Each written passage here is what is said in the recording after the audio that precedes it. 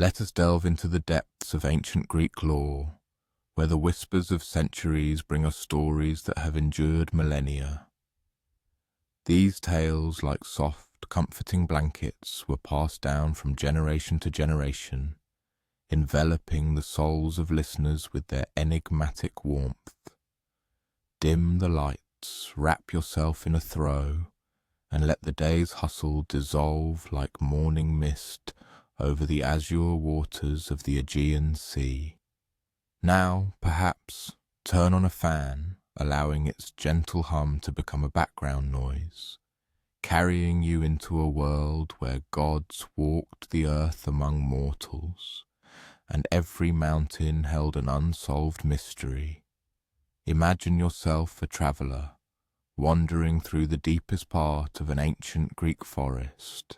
The air here is thick with the scent of pine needles and wild herbs, and sunbeams pierce through the dense canopy, scattering golden patches of warmth on the forest floor. It is here, in this secluded corner where mortals rarely dared to tread, that the first story begins, recounting a place the goddess Artemis chose for her private moments. Artemis, unlike many other Olympian goddesses, was not swayed by the bustling social life of Olympus.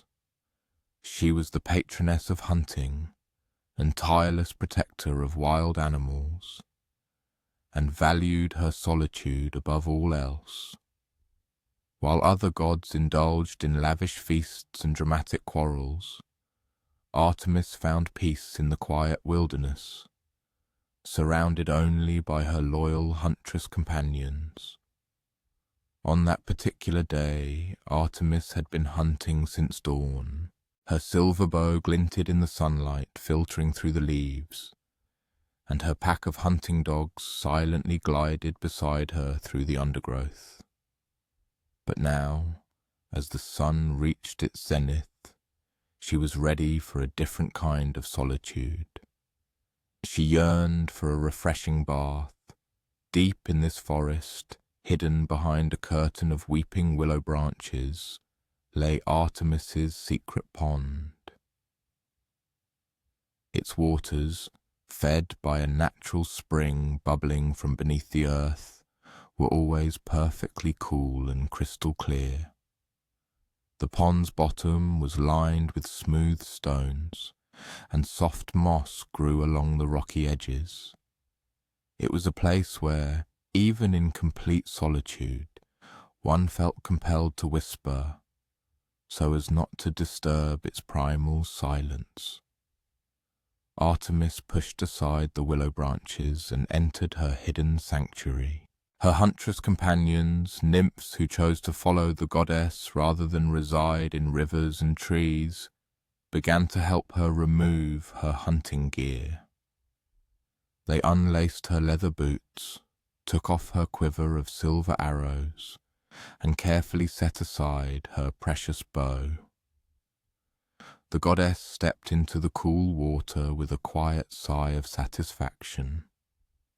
This was her favourite part of the day, when she could forget her powerful Olympian status and simply enjoy the simple pleasure of cool water on her skin after a long morning's hunt. And this is where our story takes an unexpected turn. Not far away, making his way through the forest with far less grace than Artemis, was a young mortal hunter named Actaeon. Actaeon was a skilled hunter, but not particularly mindful of where he was going. He had been tracking a particularly cunning stag all morning, following its hoofprints deeper and deeper into the forest. His hunting dogs ran ahead of him, noses to the ground, entirely focused on the scent trail. But wait, what Actaeon didn't know was that he was stepping onto sacred ground. This part of the forest belonged to Artemis, and mortals were strictly forbidden here. Of course, there were no warning signs. This was ancient Greece, not a modern nature preserve, but there was something in the air, a sense of ancient power that should have prompted him to turn back. Actaeon pushed through a particularly dense thicket of bushes, following the sound of running water. He believed the say he was pursuing might have stopped to quench its thirst. His dogs had quieted, which usually meant they were nearing their prey. And then, suddenly, he found himself at the edge of Artemis's secret pond. For a moment, time seemed to stop entirely. Artemis was there in the water, surrounded by her nymphs, and she looked at this unwelcome guest with an expression of pure shock. Her silver eyes widened, then narrowed dangerously. Now you might think Actaeon would immediately apologize and flee. That would have been the sensible thing to do, but instead he just stood and stared. Perhaps he was too stunned to move. Perhaps he was mesmerized by the sight of a true goddess. Or perhaps he simply couldn't believe what he was seeing. Artemis's nymphs gasped and moved to shield their mistress from his gaze. But it was already too late. Actaeon had already seen what no mortal was ever meant to see. And Artemis, goddess of the hunt and guardian of solitude, was absolutely furious. But here's the interesting thing about gods. They rarely just yelled at people when they were angry. They preferred creative punishments. And Artemis was particularly inventive when it came to people who disturbed her privacy. She raised her hand and scooped up a handful of cool spring water. But as the water rested in her palms, it began to glow with divine power. Without a word, she threw the enchanted water directly into Actaeon's face. The water struck him like splashes of liquid starlight. For a moment, Actaeon felt nothing but coolness on his skin. Then, slowly, strangely, he began to feel different. It started with his reflection in the pond, where his human face should have been. He saw something else staring back at him. His nose grew longer, darker. His ears grew and changed shape, moving to the top of his head. Antlers, real antlers, sprouted from his skull. Actaeon tried to cry out, tried to apologize, tried to explain that he hadn't meant to trespass. But when he opened his mouth, no human words came out. Instead, he heard the frightened bleat of a deer. His hands, when he looked at them, were no longer hands at all. They were hooves. His clothes hung loosely on his changing body as he shrank and transformed. His human thoughts were still there, trapped inside, but his body was now entirely that of a magnificent stag. And then he heard something that made his new dear heart pound with terror. The sound of barking dogs. His own hunting dogs had heard the commotion of the transformation and rushed to investigate, but they didn't see their master Actaeon. All they saw was a large stag standing near their favorite hunting ground, and they did what hunting dogs are trained to do. Actaeon tried to call out to them, tried to make them understand who he really was. But deer don't speak dog, and his loyal companions saw only prey where their master had once been. What happened next was perhaps the saddest part of this entire story. Actaeon, still thinking like a man but trapped in a deer's body, had to run for his life from his own beloved hunting pack. He dashed through the forest, leaping over fallen logs and dodging between trees, while behind him the dogs followed with the same enthusiasm they had always shown when hunting together. He ran until his legs trembled with exhaustion. He hid behind rocks and in thick bushes, but eventually, as the sun began to set, his own dogs caught him. Meanwhile, back at the pond, Artemis finished her bath and donned her hunting clothes. Her nymphs gathered around her, still discussing the strange mortal who had blundered into their sacred space. "Did you have to be so harsh?" one of the nymphs quietly asked. He seemed young. Perhaps he was just lost. Artemis raised her silver bow and tested the string with a single finger. A soft, musical sound echoed in the quiet forest. "Solitude is sacred," she simply said. "Mortals must learn that some boundaries are never to be crossed, even by accident." She paused for a moment, listening to the distant sounds of the forest. Somewhere in the distance she heard the triumphant barking of dogs. She knew what that meant.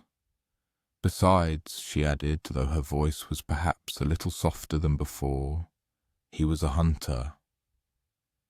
He understood the relationship between predator and prey. Now he has experienced both sides of that relationship. As night descended upon the forest, Artemis and her companions vanished into the shadows between the trees, leaving behind only the sound of the babbling spring and the whisper of the wind through the willow branches. But here's what makes this story thought-provoking. Was Artemis truly just protecting her privacy? Or was there something deeper at play, something that transcends a simple boundary violation? In the ancient world, many believed that the gods sometimes used harsh lessons to teach mortals important truths about respect, boundaries, and the irreversible consequences of our actions. And what about Actaeon himself? Some versions of the story suggest he wasn't entirely innocent, that he deliberately sought out the goddess, hoping for a glimpse. Others argue he was merely a lost hunter who happened to be in the wrong place at the wrong time. What do you think?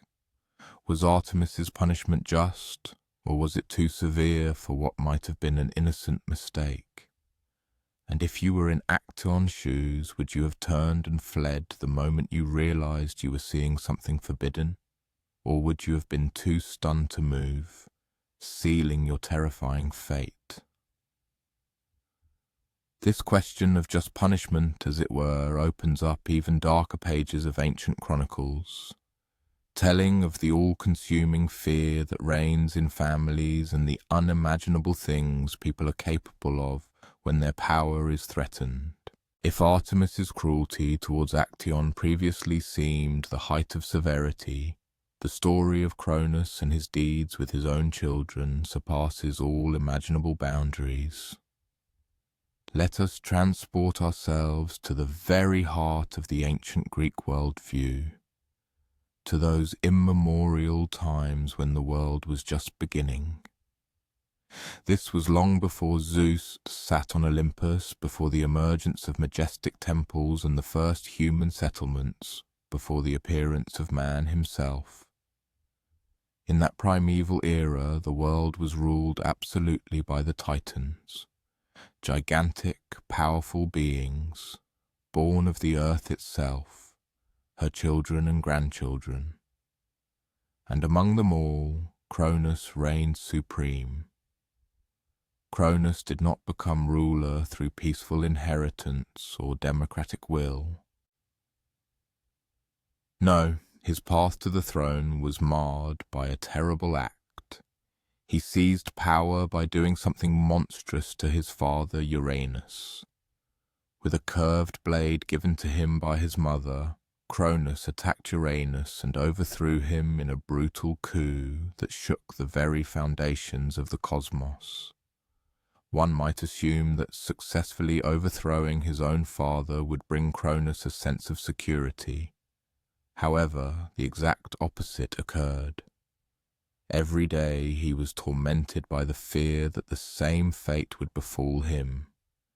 Every night he went to sleep, plagued by the thought of whether one of his own children was plotting against him, just as he himself had once plotted against his parent. And then, one day, Kronos received a prophecy that made his worst fears seem trivial. The news came from the fates themselves. The three ancient sisters with the power to see the threads of destiny stretching into the future. Their message was stark, terrifying, and absolutely undeniable. One of your children will overthrow you, just as you overthrew your father. Most people, faced with unsettling predictions about the future, might try to change their behavior to prevent an unfavorable outcome. They might decide to become more caring parents or raise their children with more love and less fear. Kronos, alas, chose a far more straightforward approach. He decided that if he had no children, then no child could ever overthrow him. But there was a catch. Kronos was already married to his sister Rhea. Yes, sibling marriages apparently were common among the Titans, and she was already pregnant with their first child. So Kronos devised a plan that was both simple and utterly monstrous.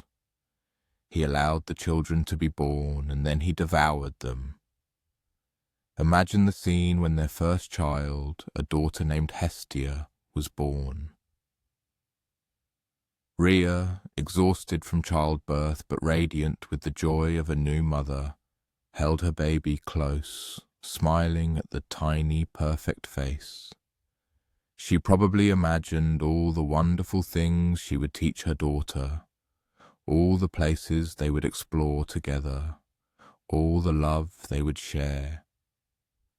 Then Kronos entered the room. "Give me the child," he rumbled in his deep Titan voice. Rhea must have thought he wished to hold his daughter, to welcome her into the world with a father's blessing. Instead, Kronos took the child in his enormous hands, opened his mouth impossibly wide, and swallowed little Hestia in one terrible gulp. Can you imagine Rhea's horror?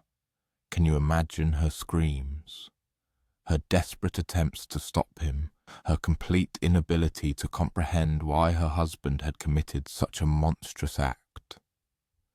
But Kronos simply wiped his mouth and departed, satisfied that he had averted at least one potential threat to his throne. The truly heartbreaking part is that this was not a singular moment of madness. When their second child, a daughter named Demeter, was born, the same thing happened. Kronos took the child and swallowed her whole. Then came Hera, their third child. The same fate. Then Hades, their first son, vanished in a single gulp. Then Poseidon, their second son, another gulp. Another child gone into their father's belly. Now you might be wondering, where did these children go when Kronos swallowed them? Did they die? The answer is both unsettling and strangely comforting, for Kronos was an immortal Titan. His children were immortal too, so when he swallowed them, they didn't die. Instead, they were trapped in his stomach, alive but confined in eternal darkness. Imagine being one of those children. You are aware. You think, you hear your siblings around you in the dark, but you cannot escape. You cannot grow, cannot explore the world. Cannot do anything but wait in the warm, cramped darkness of your father's belly. Meanwhile, Rhea grew increasingly desperate and heartbroken with each lost child. She pleaded with Kronos to stop. She tried to hide when she went into labor. She begged other Titans for help, But Kronos was king, and everyone was too afraid of him to interfere. By the time Rhea was pregnant with her 6th child, she knew she had to do something. She could not bear to lose another child to her husband's paranoid hunger. So she devised a plan that was both clever and incredibly risky. When the time came for the 6th child to be born, Rhea did not go to their palace. Instead, she travelled far away to a hidden cave on the island of Crete. There, surrounded by friendly nymphs who helped muffle the sounds of childbirth, she gave birth to a son. She named him Zeus. But instead of taking baby Zeus home to his father, Rhea wrapped a large stone in baby blankets. She made sure the stone was roughly the right size and weight for a newborn. She even put a tiny cap on it so that from a distance it looked like a real baby. Then she returned home and presented this fake infant to Kronos. Now, you might think a father could tell the difference between a real baby and a stone wrapped in blankets. But remember, Kronos didn't want to be a father. He was so focused on eliminating potential threats to his power that he never bothered to even look at his children before swallowing them. So when Rhea handed him the bundle, Kronos took it without much inspection and swallowed the stone whole, just as he had swallowed his 5 previous children. Meanwhile, baby Zeus remained hidden in the cave on Crete, where he was raised by nymphs and fed honey and the milk of the magical goat Amalthea.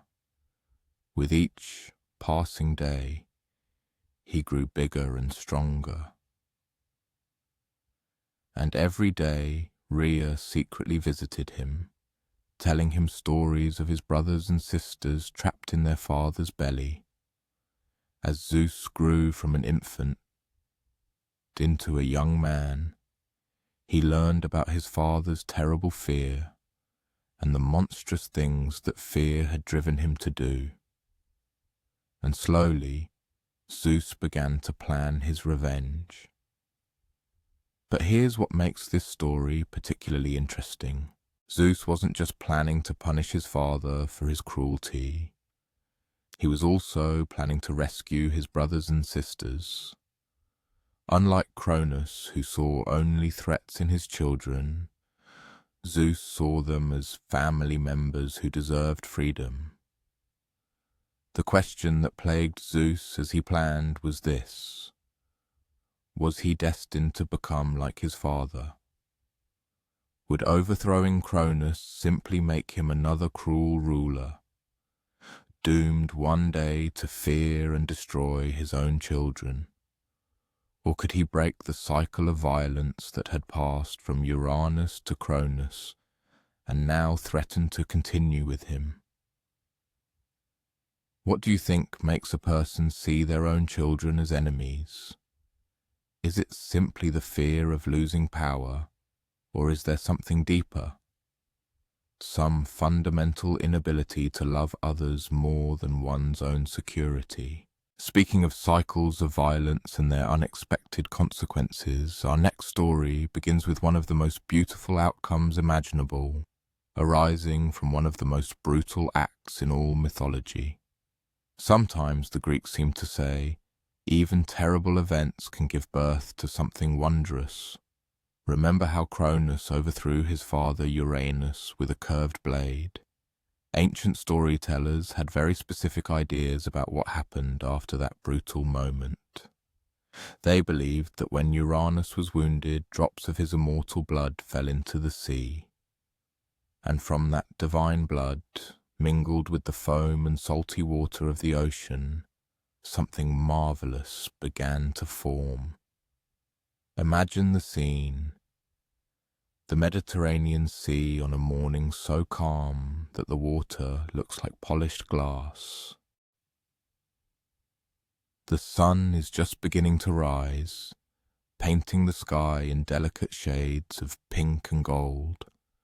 Small waves gently lap at the shore, bringing with them the usual treasures the ocean bestows: pieces of smooth sea glass, interesting shells, tangled seaweed. But on this morning, the waves carry something unprecedented. At first, it looks like sea foam, a white, bubbling mass that forms when waves break against rocks. But this foam is different. It glows with a soft, pearlescent light. It doesn't dissipate like ordinary foam. Instead, it grows larger and brighter, drifting towards the shore. And then slowly, gracefully, a figure begins to rise from the glowing foam. It is Aphrodite, the goddess of love and beauty, being born from the very sea itself. In the imagination of the ancient Greeks, there was a clear image of a perfect being, embodying ultimate beauty. Aphrodite was not merely beautiful, she was beauty itself, alive and visible. Her hair seemed woven from pure gold, catching and reflecting the rays of the morning sun. Her skin shone with the flawless smoothness of a pearl, and her eyes resembled the bottomless depths of a summer ocean. However, her splendor was not limited to her appearance. Aphrodite's presence possessed a magical power, transforming everything around her. The sea foam playing at her feet sparkled like a scattering of diamonds. The most ordinary shells cast ashore acquired the appearance of precious gems in her light. Even the gulls soaring in the sky seemed especially graceful and majestic when she was nearby. The moment the goddess Aphrodite first touched the shoreline with her feet, flowers instantly bloomed in her footsteps. And these were not just any flowers, but roses, the most exquisite and fragrant imaginable. Gaia herself, Mother Earth, seemed to rejoice, celebrating her arrival. But what was particularly remarkable about this event was that Aphrodite was born fully grown, possessing complete awareness of her essence and boundless capabilities. Unlike mortal infants who face a long journey of discovering the world, she grasped her divine nature from the very first moments and understood that her dominion extended over all manifestations of love. However, as Aphrodite was soon to discover, love proved to be a far more multifaceted and complex phenomenon than simply bestowing happiness upon people. One of her first observations was the astonishing effect of her presence on surrounding creatures. A pair of dolphins, serenely gliding at the water's edge, suddenly sprang into motion, beginning an intricate mating dance, leaping from the waves and circling in the aquatic element with astonishing grace and synchronicity. Two seagulls, previously engaged in a fierce dispute over prey, instantly forgot their animosity and began to gently preen each other. Even the plant world responded to her divine influence. Vines that had previously crept in different directions suddenly intertwined, and solitary trees began to lean towards their neighbors, as if seeking mutual companionship. However, Aphrodite also sensed something else, a pervasive feeling of loneliness that permeated the world. In the boundless expanse of the ocean behind her, she perceived the isolation of creatures that wandered alone in the immeasurable depths. On the land stretching before her, she felt animals and spirits to whom the comfort of true connection was alien. And, most strikingly, she could pick up the emotions of her divine kin, though she had never met them personally. Somewhere in the distance, she sensed Zeus's multifaceted feelings related to power and the burden of responsibility. She felt Hera's inner struggle, torn between love, and burning jealousy. She even sensed Artemis's solitude, who had consciously chosen loneliness, but sometimes wondered what she was missing. It was at that moment that Aphrodite made a decision that was destined to have a colossal impact on both gods and mortals throughout history. She decreed that her purpose was not merely to symbolize love, but to actively create conditions for its flourishing. She began her actions on a small scale, focusing on the creatures in her immediate vicinity. She inspired dolphins to seek life partners, helped solitary seabirds find mates, and even guided ocean currents to connect fish swimming alone. However, as she walked along the shore, exploring this new world, Aphrodite began to understand that love is not always an unconditional blessing. She observed a pair of crabs fiercely fighting over territory and concluded that the desire to protect what is dear can sometimes lead to conflict. She saw a mother bird aggressively warding off other birds approaching her nest, and realized that love is often inextricably linked with possessiveness and jealousy. Most striking was her discovery that her very presence could create problems. As soon as she passed a group of young dolphins, they all instantly fell in love with her, abandoning their previous attachments and following her along the shore. She had to learn to control her powerful influence, to use it consciously and thoughtfully, rather than allowing it to indiscriminately affect everyone around her.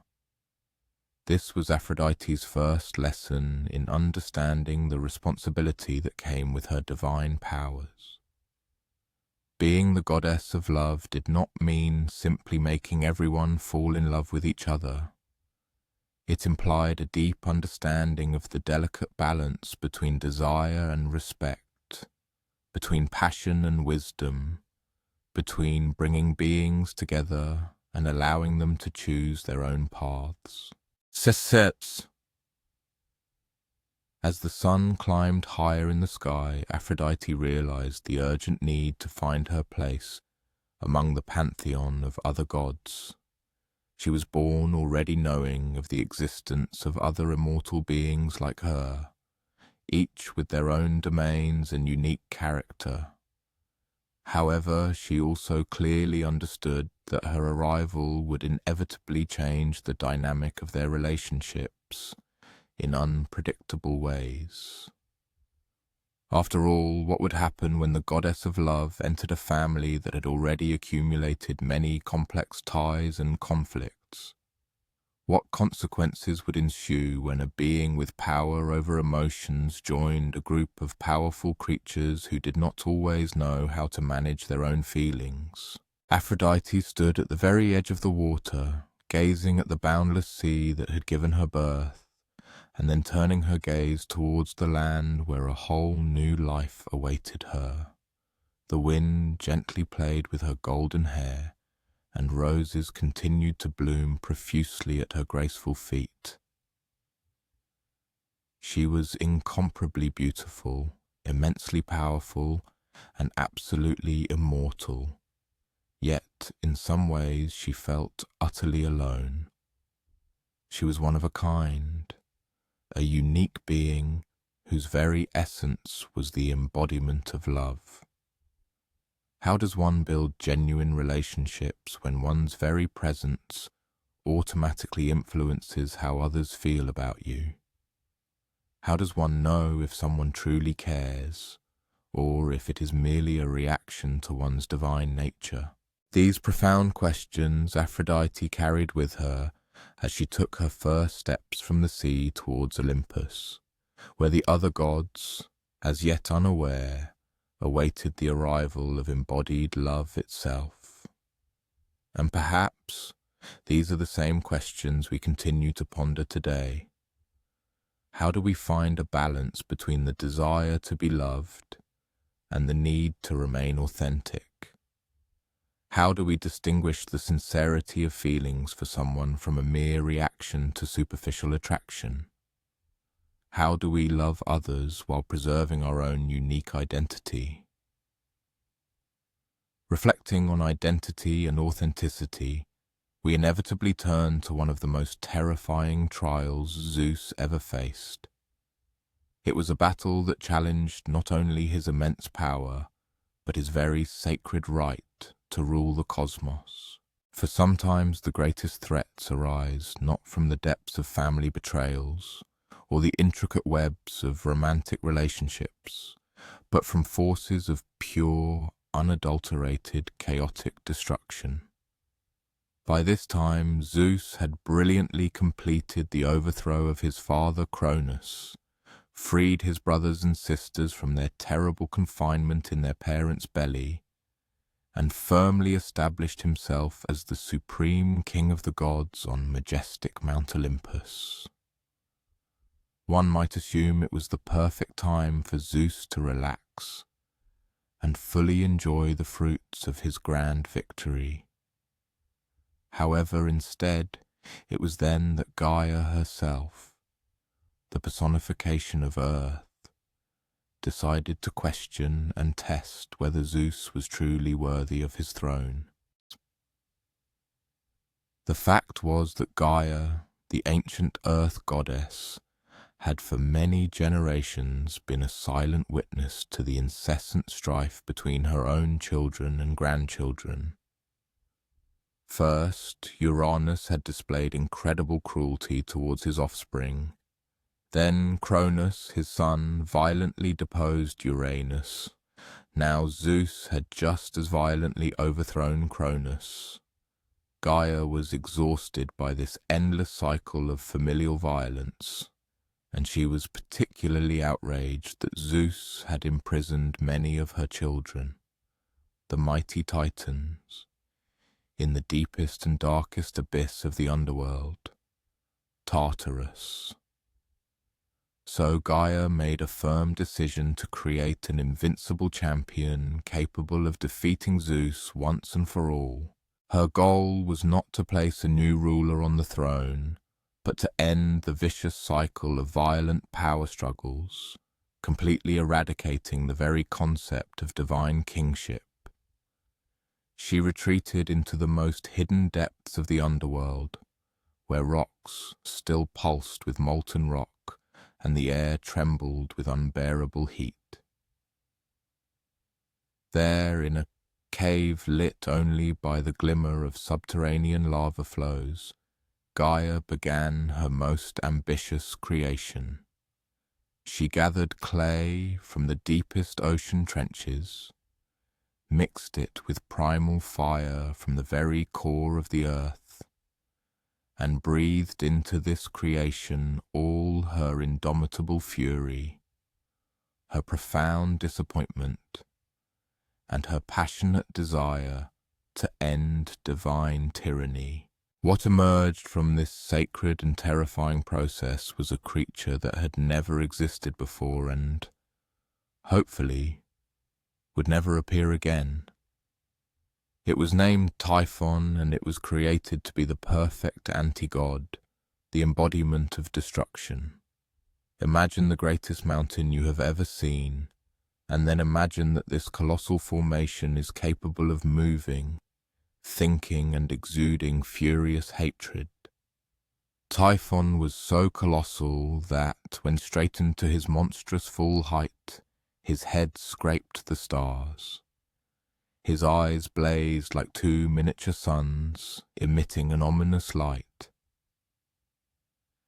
Instead of hair, his scalp was covered with countless writhing snakes, each possessing venom enough to kill 100 mortals with a single bite.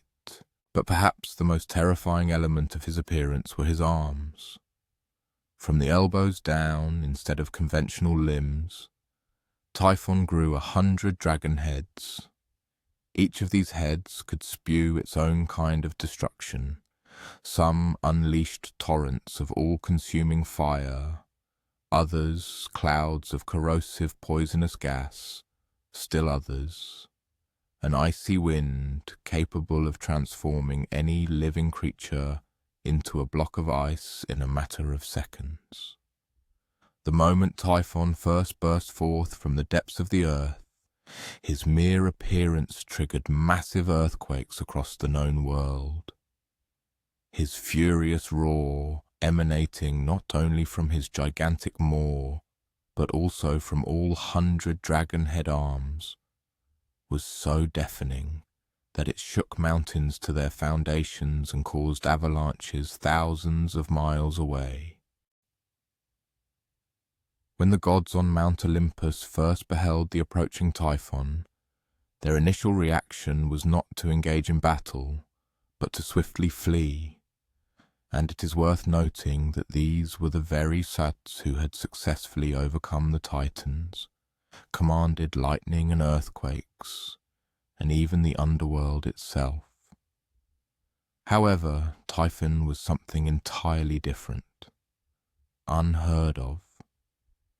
He was not merely powerful, he was embodied chaos, destruction for destruction's sake, the harbinger of the complete end of everything they had so painstakingly built. Gradually, one by one, the Olympian gods swiftly abandoned their sacred halls, fleeing to Egypt, where they assumed the forms of various beasts to hide from Typhon's piercing gaze. Aphrodite, goddess of love and beauty, took the form of a fish. Apollo, the radiant god of light and music, turned into a raven. Artemis, the untamed huntress, changed her form to a cat. Even mighty Ares, the embodiment of war, transformed into a wild boar and hid in the most secluded corners of the Nile Delta. However, Zeus, the supreme god, was the only one among the immortals who refused to flee. His decision was not dictated by an absence of fear. Ancient legends unequivocally state that Zeus was gripped by profound terror in the face of Typhon. His motivation lay in grasping a fundamental truth inaccessible to the other Olympians. He realized, if he abandoned the battlefield, if he allowed Typhon to crush sacred Olympus and destroy everything they had created, then Gaia, the monster's progenitor, would achieve her sinister goal.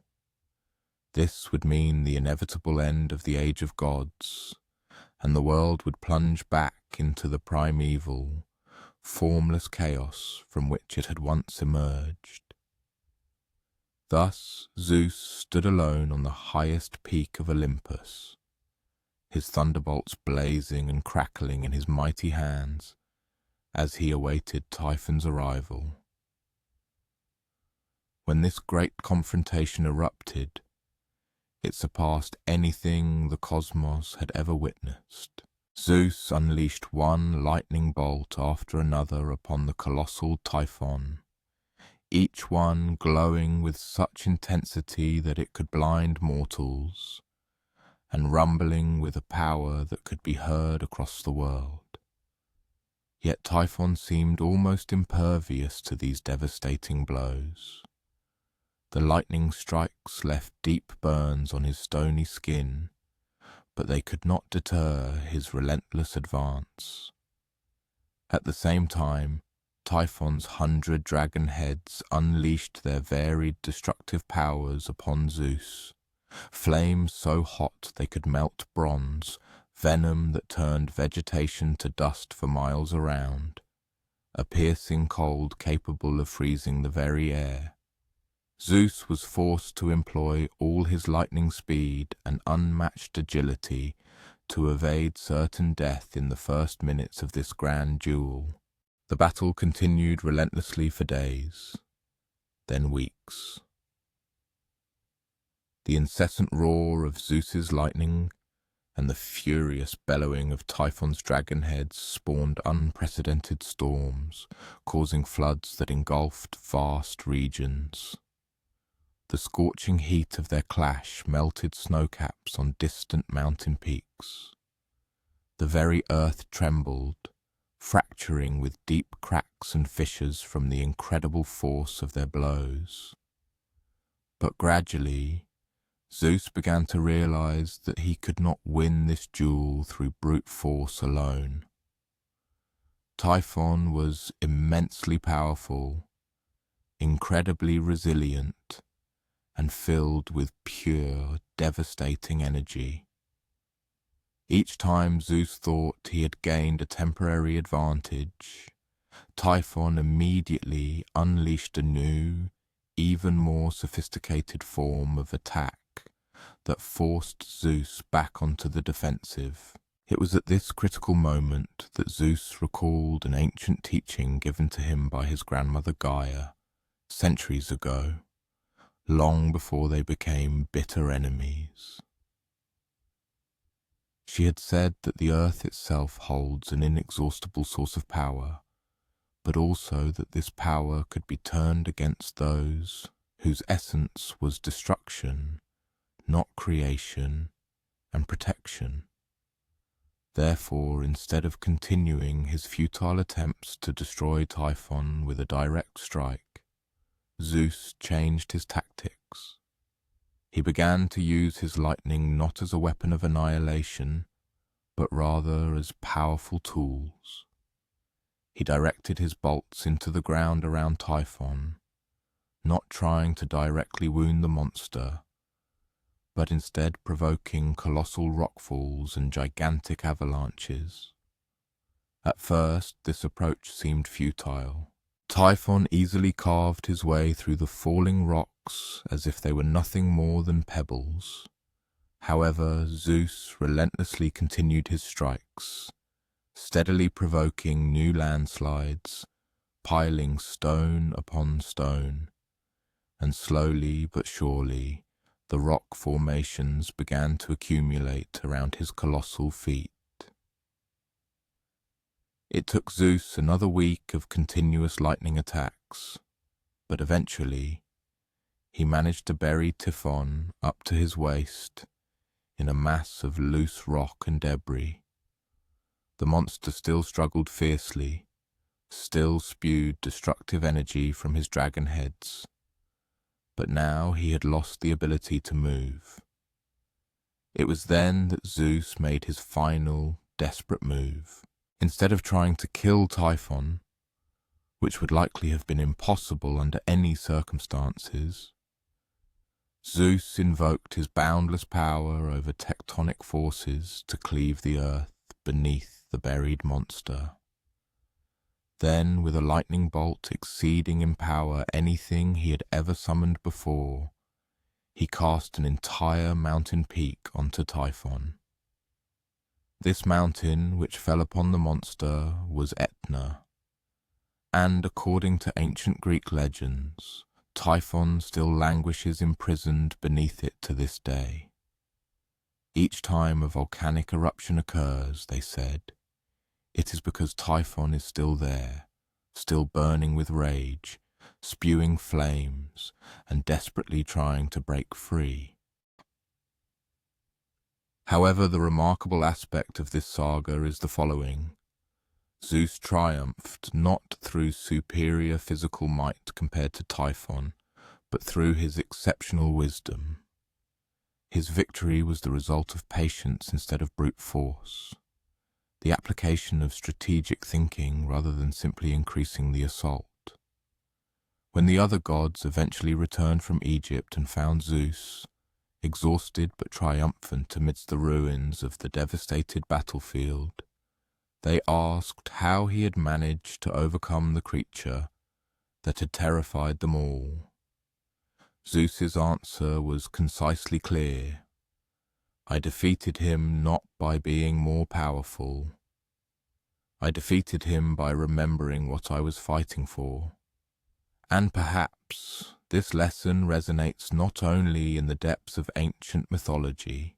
Sometimes the most grandiose challenges in human life cannot be overcome by simply trying harder or exerting greater physical strength. At times they require stepping back, reflecting thoughtfully, and re-realizing the true value of our aspirations. This fundamental idea of keeping in mind the true goals of the struggle directs our attention to one of the most celebrated heroes of all Greek mythology, and to the narrative of how sometimes the most significant battles unfold not against the monsters themselves, but against the systems that give rise to these monsters. Now let us move from the divine halls to the world of mortals, to the picturesque island of Crete, where King Minos ruled, known for his wisdom and immense wealth, but harbouring a terrible secret hidden deep beneath his royal palace. This secret bore the name of the labyrinth, and it was the most intricate structure of its kind ever built. Created by the ingenious master craftsman Daedalus, it was a sprawling underground network consisting of many corridors, dead ends and deceptive passages so cunningly woven that anyone who dared to enter it would become irrevocably lost in mere minutes. And in the very heart of this gloomy labyrinth dwelled something that, by all laws of nature, should not have come into being, a terrible creature known as the Minotaur. The story of the Minotaur itself was a grim tragedy of divine retribution and unpredictable human consequences. King Minos once incurred the wrath of the mighty god Poseidon, and the Sea Lord's vengeance materialized in the form of a terrible curse, which caused Minos's wife, the queen, to conceive an unnatural passion for a sacred bull. From this unnatural union the Minotaur was born, a creature with the powerful body of a man, but with the head of a bull, endowed with human reason, but driven by the instincts and insatiable animal hunger of a beast.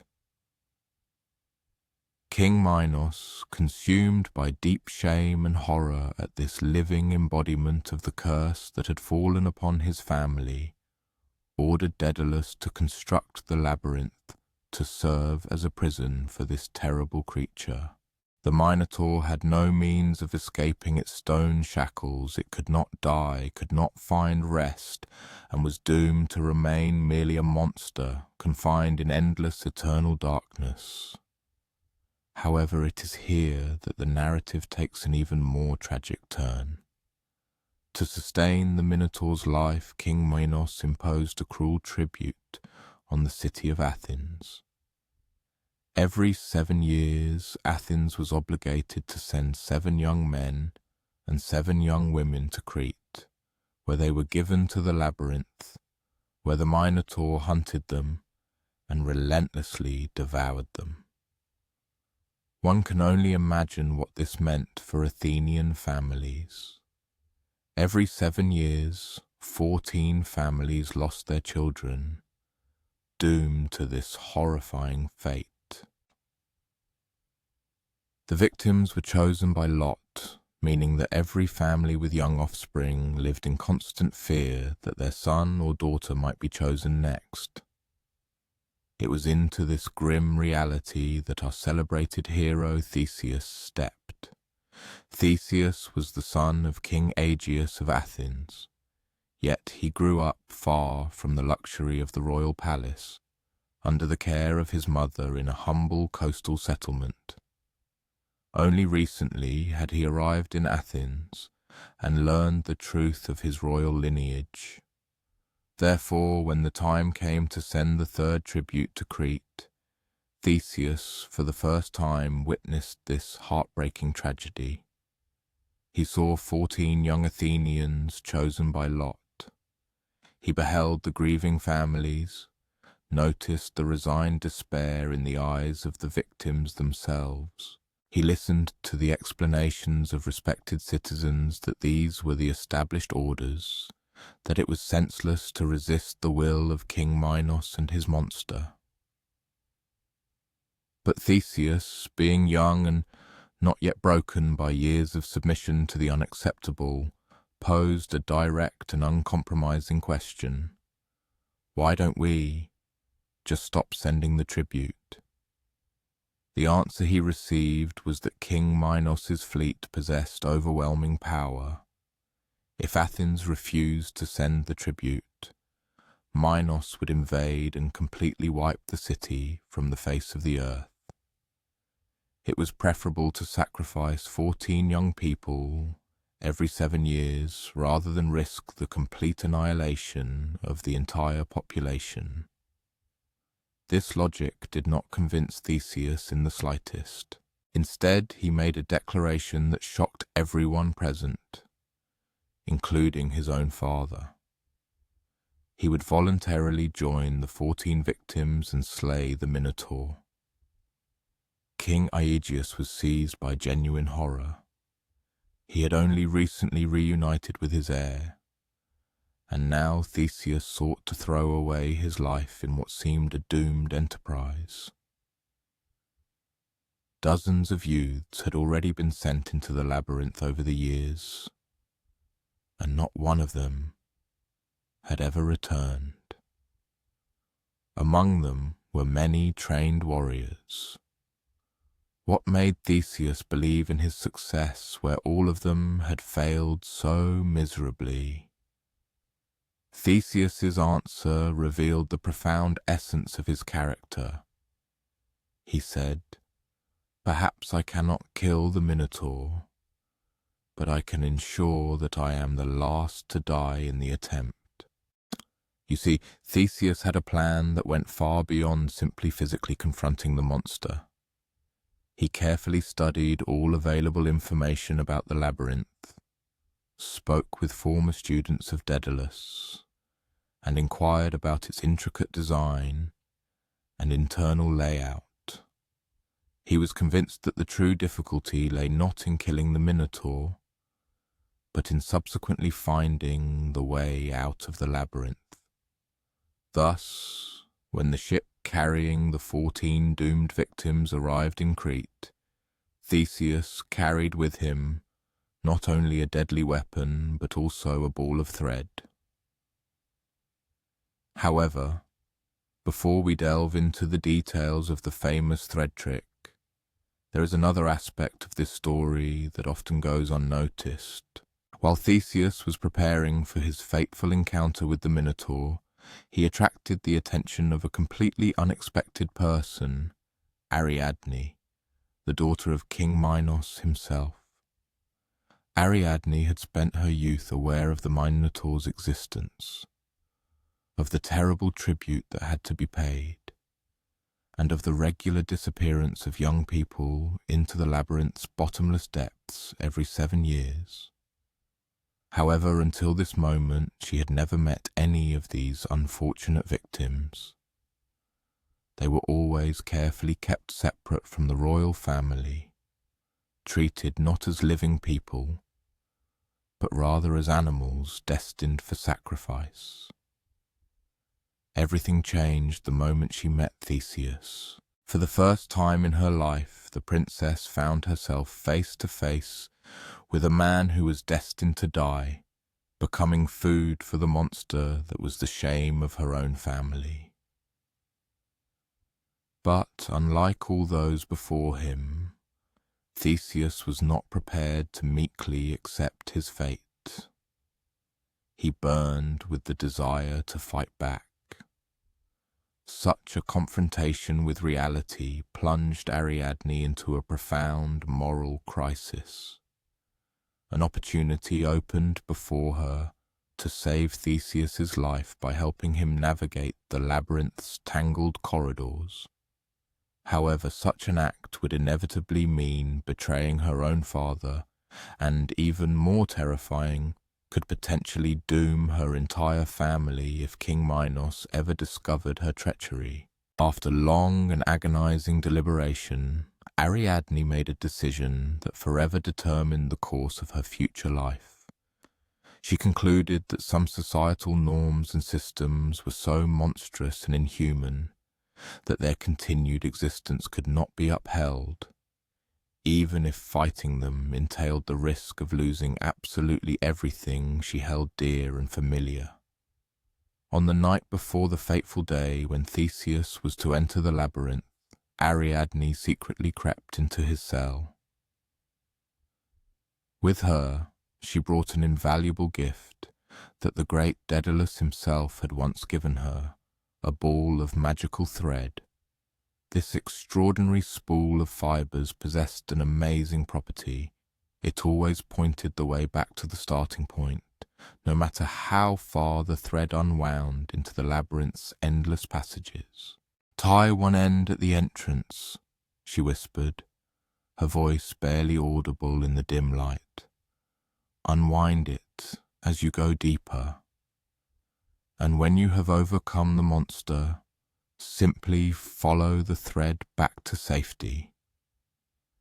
However, her help was not limited to the magical ball of thread. Ariadne also shared invaluable information with him about the Minotaur's habits, details that could only be known to someone who had spent their entire life within the palace walls and observed this terrible ritual. The monster, as she recounted, was significantly stronger during the day, but by night its movements became sluggish and slowed.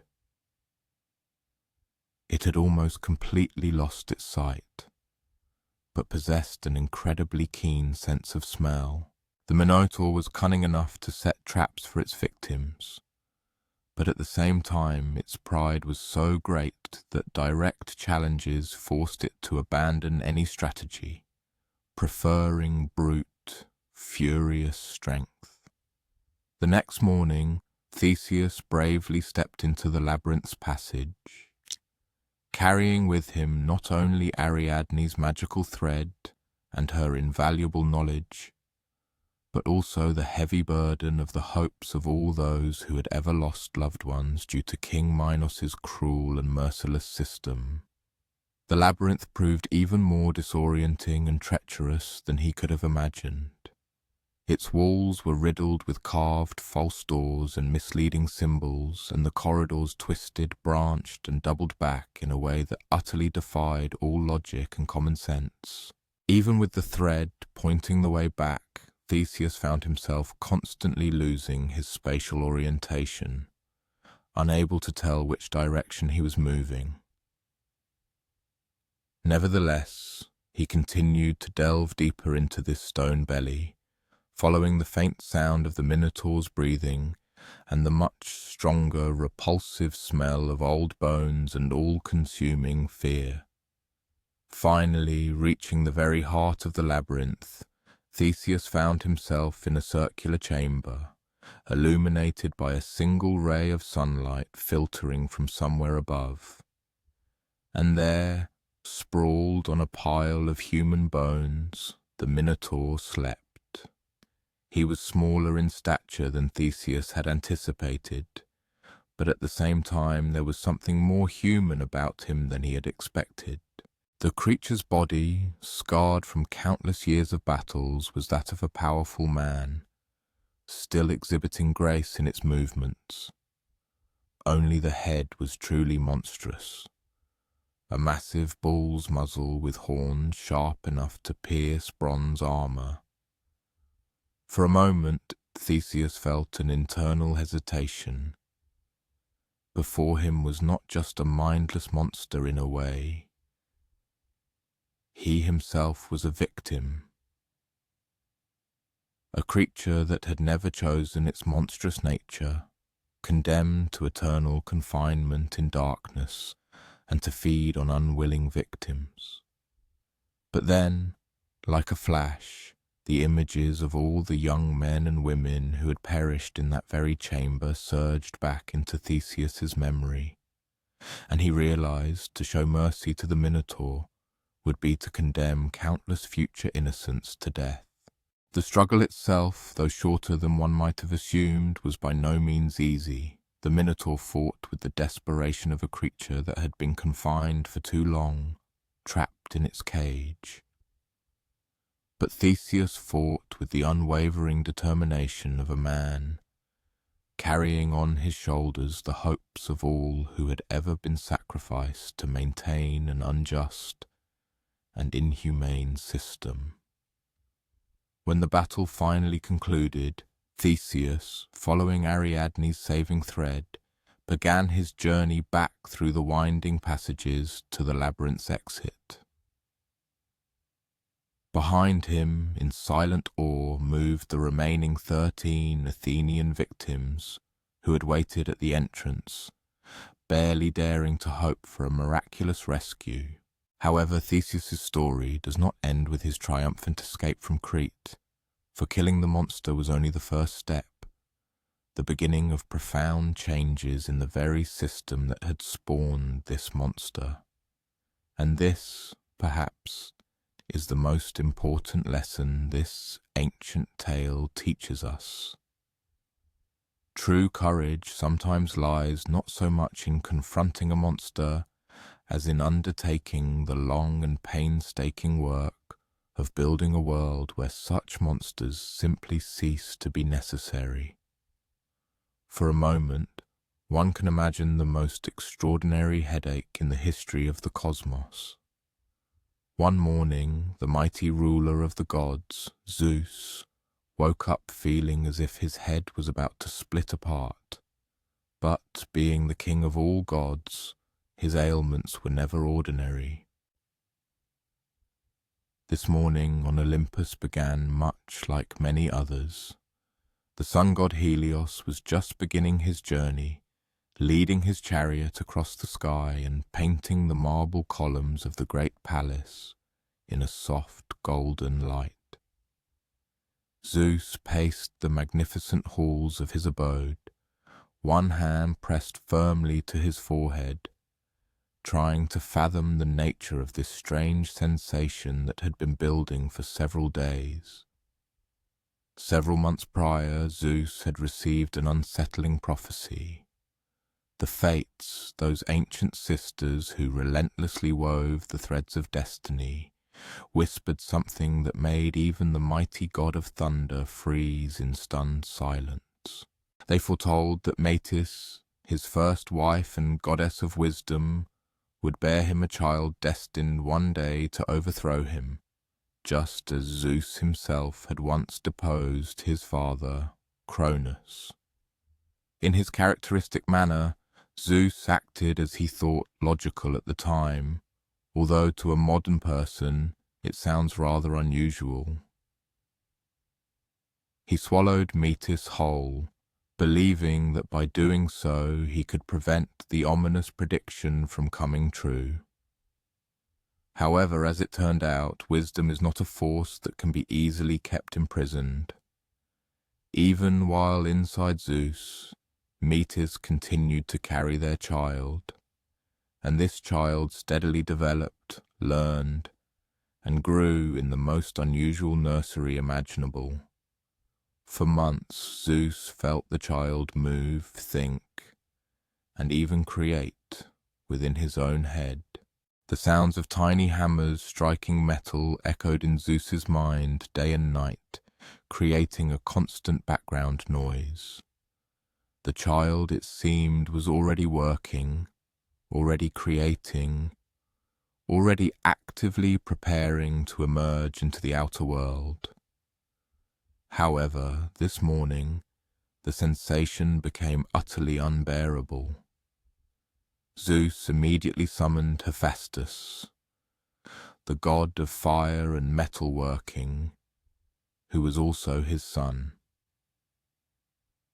Hephaestus arrived at the palace, carrying his bronze axe, still warm from the forge's heat, with soot on his strong hands, wondering why his father had summoned him so urgently. "My head," Zeus uttered, and Hephaestus, possessing the intuition of gods who can understand things without lengthy explanations, instantly grasped everything. He had anticipated this day, even dreamed of it in the quiet afternoons of his workshop, when the only sounds were the rhythmic strikes of hammer on anvil.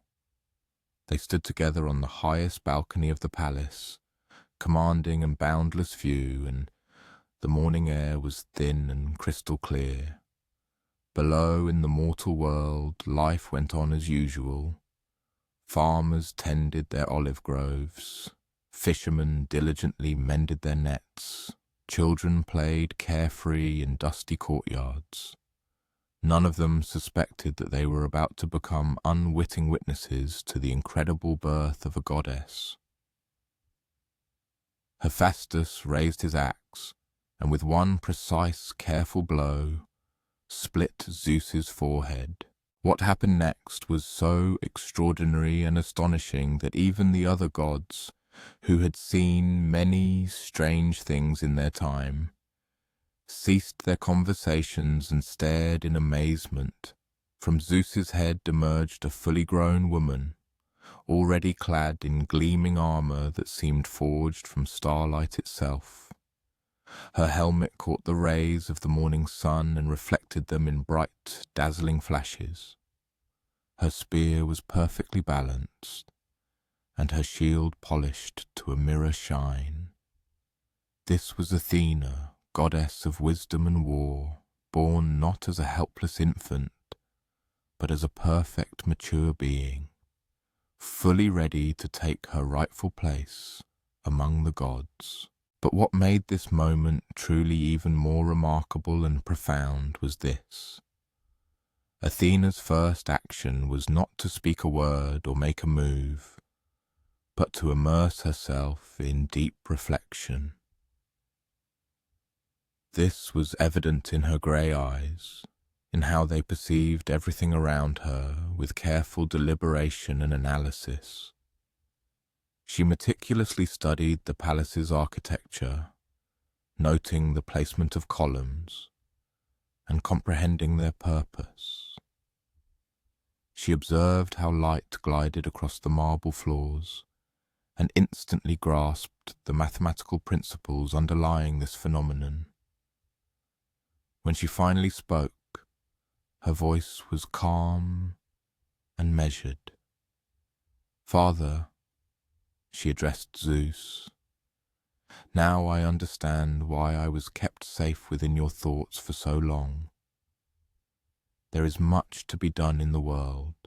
Zeus, rubbing his now healed forehead, smiled, feeling both relief and deep paternal pride. What is particularly fascinating about the narrative of Athena's birth is how vividly it reflects the profound values that the ancient Greeks cherished above all else. She was born not out of passion or chance, but directly from thought itself, from pure reason.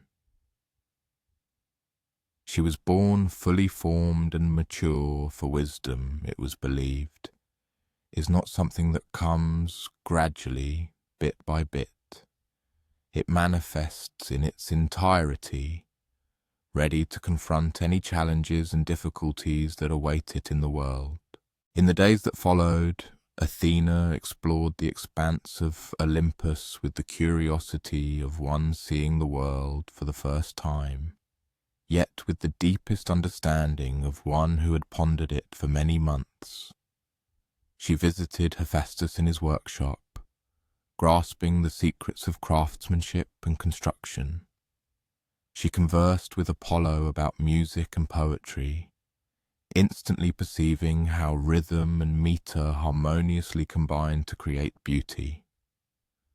But most of all, her attention was drawn to the mortal world below. From her high vantage point, she observed cities striving for self-organization, people trying to solve complex problems of law and governance, and artisans tirelessly perfecting their craft. It was here among humans that her wisdom was most needed. The first polis that the wise Athena decided to extend her helping hand to was the city that would forever immortalize her name, Athens. The inhabitants of this place engaged in lively discussions about the principles of social order, striving to find just and equitable ways for all people to make decisions. The goddess Athena observed their deliberations with genuine interest, noting how they grappled with difficult dilemmas that seemed to have no clear-cut solutions. She appeared to them not as an authoritative conqueror, but as a mentor, appearing in the city's central square. She revealed to them the secrets of pottery, weaving, and olive cultivation. These skills were not a random assortment, each carried a deep symbolic meaning, representing a particular facet of wisdom. Pottery instilled patience and the realization that objects of exceptional utility could be crafted from ordinary clay. The art of weaving, in turn, demonstrated how disparate threads, skillfully woven together, form a fabric exceeding in strength and beauty each individual thread. And the cultivation of olive trees served as a vivid lesson in long-term planning and strategic vision, as it requires many years of waiting before bearing fruit, but then generously provides food and valuable oil for many generations.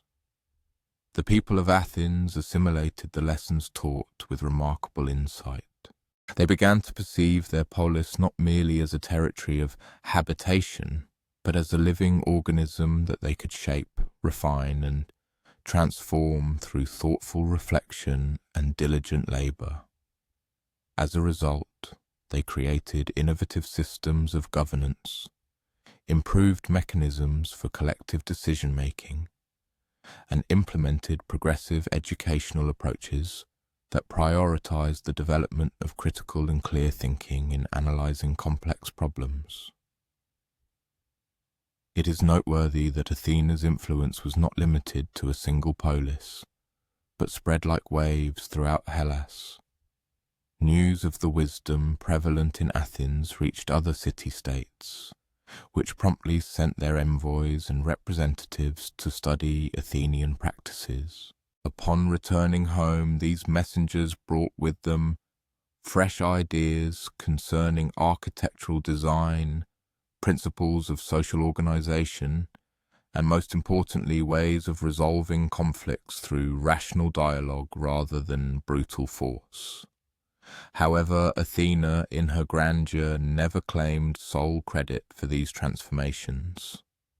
When mortals expressed gratitude to her, she invariably pointed out that true wisdom always lay hidden within the depths of their own consciousness.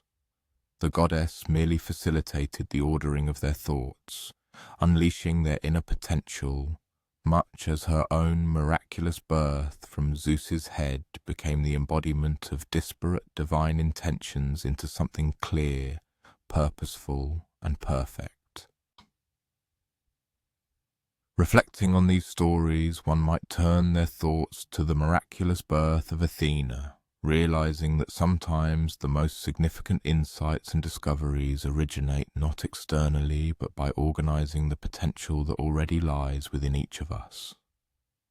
Many ideas, perhaps, are already maturing in the depths of one's mind, awaiting their hour to appear in the world fully formed and ready for embodiment. What wisdom, subtly developing in the hidden corners of consciousness, might be discovered tomorrow to help one view the world from a new, clearer perspective. Building on these reflections about the nature of wisdom and the true values of human existence, let us now turn to the tale of a king who was convinced he knew exactly what he desired, but ultimately faced the bitter realization that obtaining one's heart's desire does not always turn out to be the blessing so vividly painted by imagination. In the boundless plains of Phrygia, an ancient kingdom stretching across modern-day Turkey, King Midas reigned.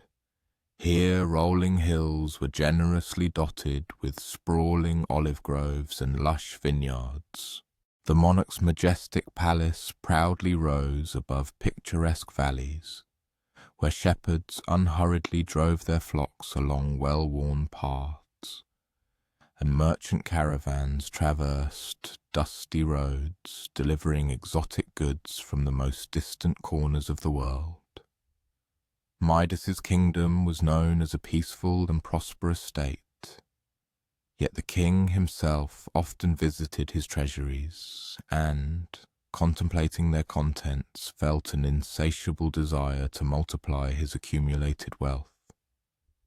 King Midas, it must be admitted, had developed a rather peculiar, one might say obsessive, habit of counting his treasures. Every morning, after breakfasting on delicate honey cakes and fresh goat's milk, he invariably descended the cool stone steps into the hidden depths of his treasury. There, his fingers slid over piles of jingling silver coins.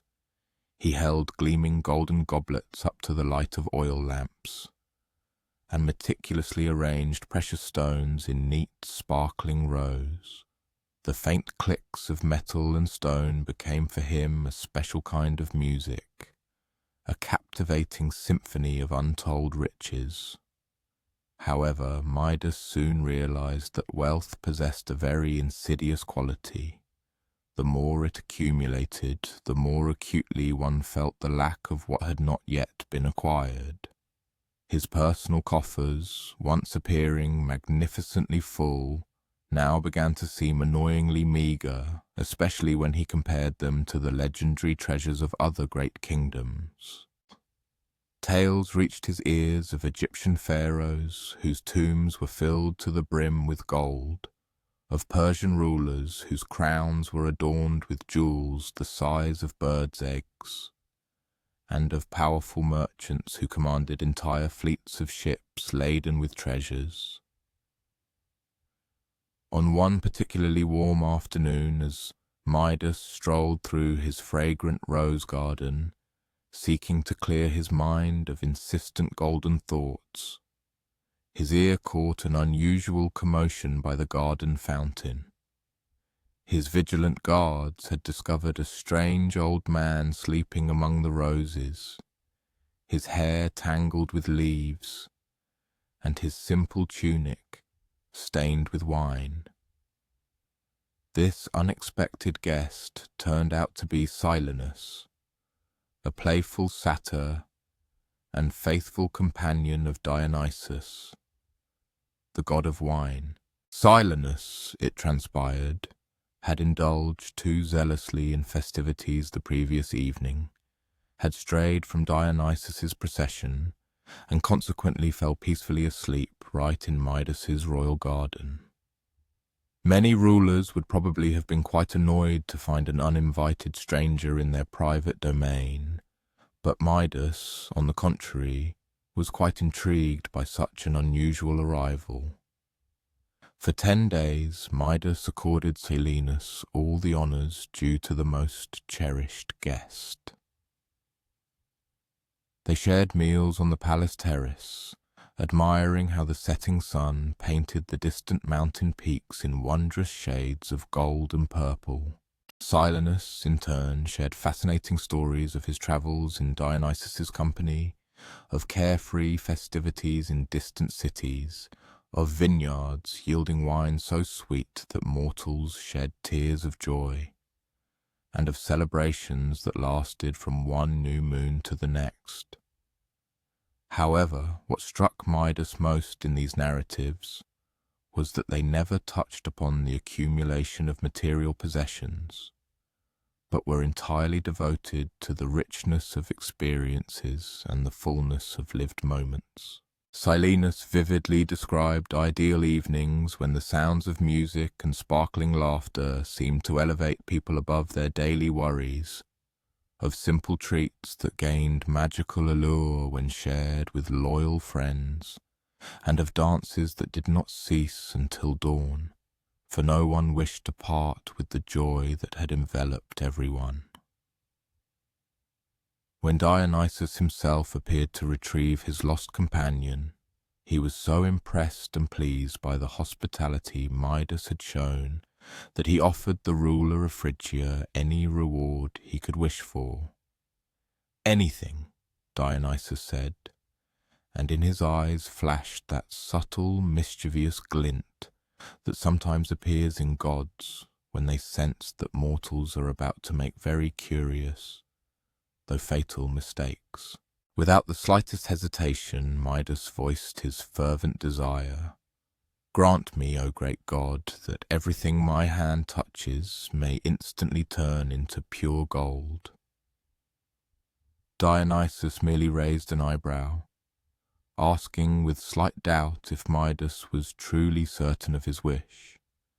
The king nodded with fervent enthusiasm, his imagination already painting for him the weight of golden coins, the dazzling gleam of golden statues, and the inexhaustible, boundless golden treasures that would soon become his own. Dionysus granted his request with an almost casual, detached gesture, as if shooing away an annoying fly. "So be it," he said succinctly, and then, together with Silenus, they departed, leaving Midas alone with his newfound, truly astonishing power. The first modest test was not long in coming. Midas reached out and carefully touched a delicate rose growing in his garden. In that instant, the flower's fragile petals transformed, becoming solid, dazzlingly bright gold. This transformation was, in its own way, magnificent and mesmerizing. Every minute detail of the flower was impeccably preserved in its new form. Every delicate curve of a petal was forever etched in the precious metal, yet the rose no longer emitted its sweet fragrance, no longer swayed gently in the light breeze. It had become a perfect but utterly lifeless replica of itself.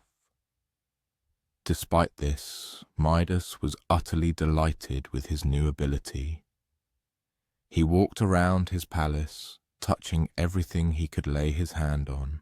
Ordinary chairs turned into golden thrones, luxurious curtains into heavy golden tapestries. Even the stones beneath his feet turned into precious metal as soon as he stepped on them. By evening, his palace had transformed, becoming like a fantastic vision.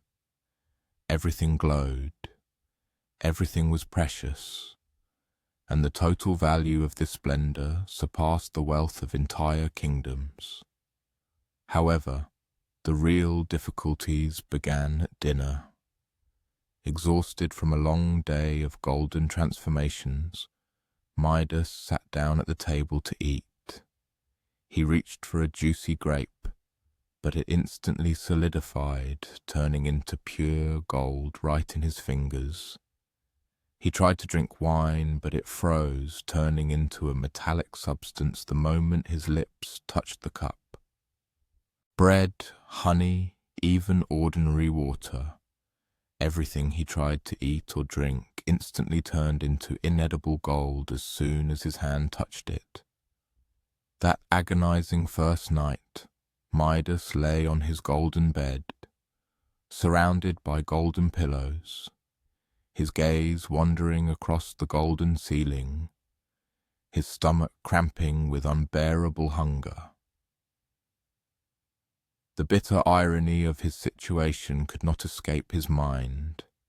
He was probably the wealthiest man in the entire world. Yet he was unable to taste even the simplest food.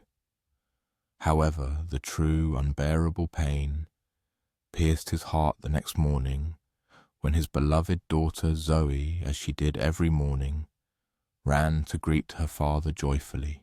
She was his pride and greatest joy, a cheerful 10-year-old girl who filled the palace halls with ringing laughter and endless questions about everything around her.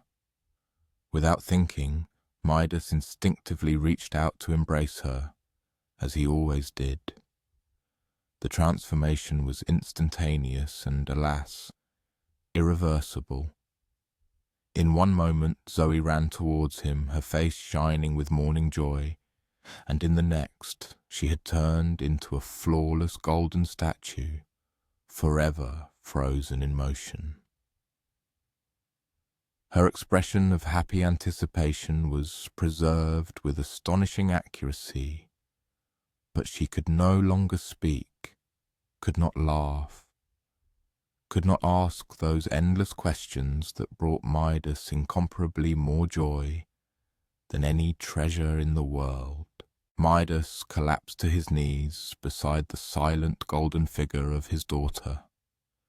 Tears streamed down his face, and in that moment he finally understood the true cost of his rash choice and what he had irrevocably lost.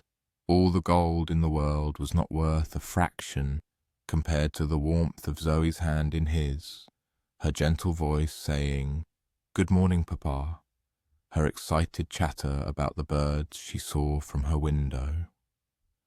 The king spent 3 long days sitting beside his daughter's statue, completely unable to eat or sleep, tormented by the sound of his own footsteps, which now echoed ominously through the beautiful but utterly lifeless halls of his palace. Every glance at the surrounding splendor only mercilessly reminded him of his irreparable loss. The golden roses no longer bloomed or fragranced. The golden fruit trees never again provided either saving shade or nourishing fruit. His brilliant golden palace had become a majestic but joyless tomb. Finally, Midas reached the banks of the river where, according to Dionysus's instruction, he could be found if needed. The deity was already waiting, as if foreseeing the inevitability of this moment. There was no surprise in his demeanor at the sight of Midas, exhausted and gripped by deep despair. "I acted foolishly," the king simply said. "I beg you, relieve me of this gift. I would rather be the poorest man on earth than the richest, unable to embrace my own daughter." Dionysus nodded approvingly, and a gentle sympathy flickered in his gaze. "Wash yourself in the waters of the Pactolus River," he instructed. "Its currents will wash away the golden touch, and you can restore everything you turn to gold by sprinkling it with water." Midas immediately rushed to the river and, without removing his clothes, fully immersed himself in its cool currents. The relief that enveloped him the moment the ominous power left him was inexpressible. He filled several vessels with river water and hurried back to his palace, sprinkling it on all the objects he had turned to gold. He saved his daughter for last, for he almost feared to hope for a miracle. But when the life-giving moisture touched Zoe's golden figure, color and warmth flooded into her, like the rising sun filling a valley. Her first breath, her first glance, her first confused question about why she felt so stiff, these sounds were incomparably more precious to Midas than all the melodies in the world. That evening, during a modest meal of bread and olives, Zoe asked her father why he seemed so different, so attentive to her every word. Midas told her about the nature of desires and their unforeseen consequences, about the profound difference between what we think we crave and what truly brings genuine joy into our lives. From that day on, Midas's treasury remained quite modest. However, his gratitude for all that he possessed grew immeasurably. He began to notice how the morning light fell on Zoe's face at breakfast. He savored the taste of simple food shared with those he loved. He spent hours in conversations that brought no material wealth, but filled his days with profound meaning. The Pactolus River, according to legend, still carries specks of gold in its waters, not from Midas's touch, but as a symbol of the lesson learned there about true values. Sometimes, late at night, when the world is silent, one might reflect on their own desires, on the distinction between perceived glitter and what truly enriches their existence. What simple pleasures might have been overlooked in the pursuit of goods that seemed more significant? What moments of true connection await to be noticed and cherished, being more precious than any gold? Speaking of treasures, both lost and found, we shall now turn to a story that has captivated minds for millennia. This is the narrative of Atlantis, a city so advanced, so magnificent, and so proud that it vanished beneath the ocean waves in just one day and one night. Imagine an island nation situated beyond the Pillars of Hercules, in the area now known as the Strait of Gibraltar. This was no ordinary island, but a place where human ingenuity had produced wonders that seemed almost magical. The city of Atlantis was designed in perfect, concentric circles, each ring separated by canals that sparkled like precious jewels under the Mediterranean sun.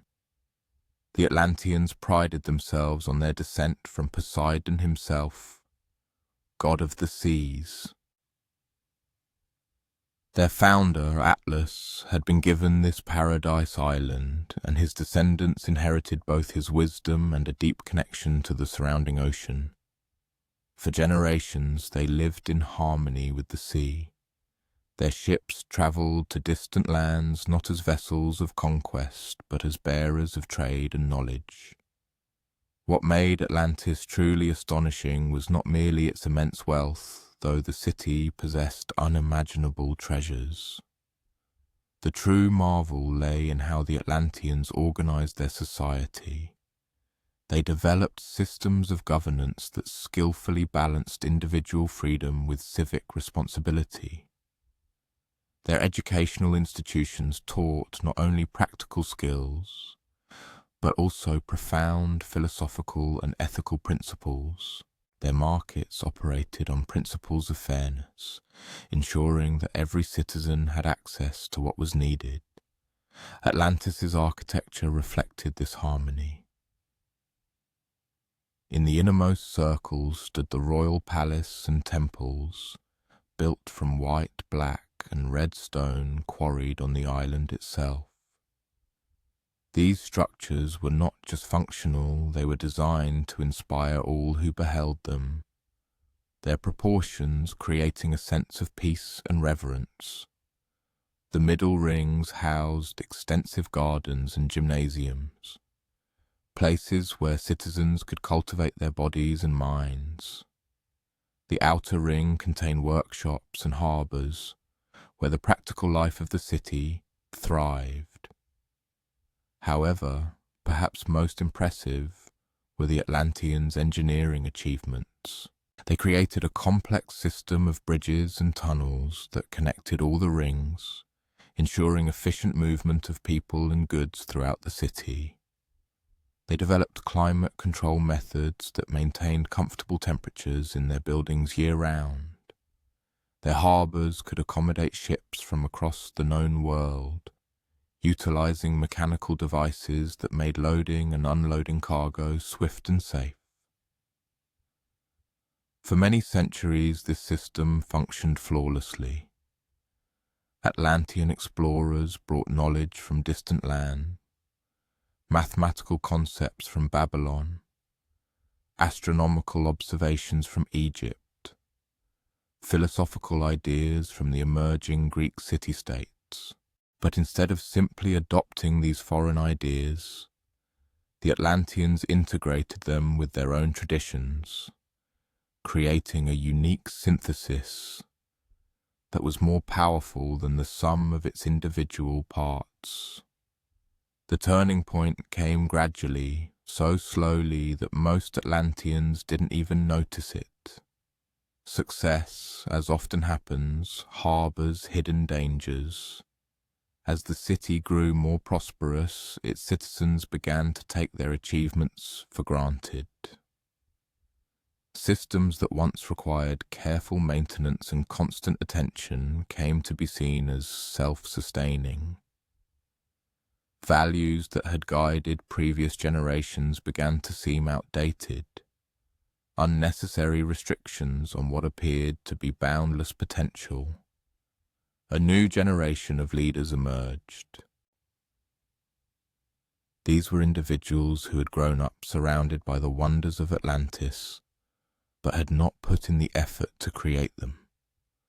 They looked at their perfectly organized city and decided it was time for expansion. It was time to share Atlantis's superior methods with the rest of the world, whether the rest of the world desired such an exchange or not. These leaders began to speak of Atlantis's great destiny, of its responsibility to guide less developed civilizations. They developed military technologies as advanced as their peaceful innovations. Their ships, once welcomed in foreign ports as bearers of trade and knowledge, began to arrive as harbingers of conquest. The changes became noticeable even in the city's daily rhythm. Forums where citizens once gathered to discuss political matters became places where government decisions were merely announced. Schools began to focus more on technical training than on deep ethical reflection. Workshops concentrated on producing weapons and tools of control rather than items of beauty and utility. But the gods, and especially Zeus, watched these developments with growing alarm. The Atlanteans had been given their gifts as an experiment in human potential. What could humans achieve if given ideal conditions and divine guidance? The experiment was failing not due to external pressures or natural disasters, but due to the choices the Atlanteans themselves were making. Zeus convened a council of gods to discuss what should be done. Some argued for immediate intervention, for sending signs and warnings that might guide Atlantis back to its original path. Others suggested letting the experiment continue, believing that even failure could teach important lessons. But Zeus concluded that Atlantis had become a threat not only to other civilizations, but to the balance of the entire world. The end came swiftly. In one day and one night of earthquakes and floods, Atlantis plunged beneath the waves. Perfectly designed canals became conduits for the surging sea. Majestic buildings created to stand forever crumbled under forces beyond their architects' calculations. Ships that were preparing to spread Atlantis's influence across the world became wreckage scattered on the ocean floor. But here's what makes the story of Atlantis more than just a tale of divine punishment. It is also a story of memory and learning. The destruction was complete, yet the knowledge was not entirely lost. Some Atlanteans were on voyages when the catastrophe occurred. Others had migrated to distant colonies years earlier. These survivors carried with them not only technical knowledge, but also the memory of what their civilization had achieved and why it had fallen. These scattered remnants of Atlantean wisdom influenced the development of other cultures. Mathematical discoveries found their way into Babylonian astronomy. Architectural principles emerged in Egyptian monuments. Philosophical ideas contributed to the flourishing of Greek thought, yet the survivors were careful to share only the constructive aspects of their heritage, while preserving the warnings about pride and the abuse of power. This is why Plato wrote about Atlantis centuries later, not as a historian recording facts, but as a philosopher exploring ideas. He used the story to consider questions that were as relevant to ancient Athens as they are to us today. What happens when a society's capabilities outstrip its wisdom? How are the values that led to success preserved when success itself becomes commonplace? What responsibilities accompany power, whether individual or collective? The physical Atlantis may have vanished beneath the waves, but its deeper meaning continues to manifest in new forms.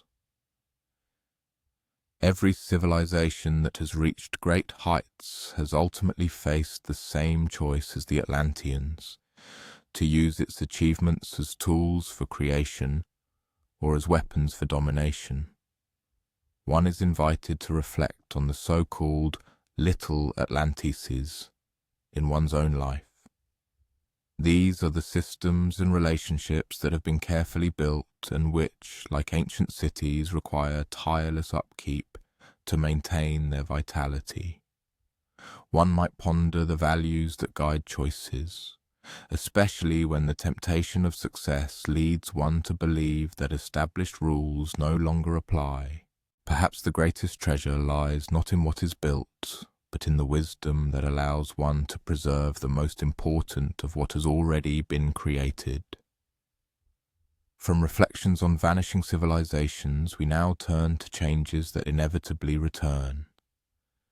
This is the eternal cycle, bringing both darkness and light, both death and rebirth, an ending that is always also a beginning. This story tells of the reasons for the seasons and why sometimes the most necessary journeys are those that take one furthest from the familiar home. Persephone, daughter of Demeter, the powerful goddess of the harvests, grew up surrounded by the boundless bounty created by her mother. Their abode was a valley where spring reigned supreme, like an eternal phenomenon. Flowers there invariably bloomed, trees constantly bore fruit, and fields were always ready for harvest. This was, no doubt, a place of astonishing beauty, yet perhaps it was overly sheltered, too perfect for a young soul filled with curiosity for the vast world beyond its borders. Persephone spent her days serenely strolling through flowering meadows in the company of her friends, the ocean nymphs, who had been her inseparable companions since childhood. Together they gathered fragrant flowers, skillfully wove garlands from flexible vines, exchanged entertaining stories, and indulged in games whose sole purpose was pure, unadulterated joy. This was, without a doubt, a life filled with idyllic tranquility. However, recently the young goddess had begun to be overcome by an inexplicable restlessness, a premonition that beyond her mother's carefully guarded valley, entirely different experiences and unknown knowledge awaited her.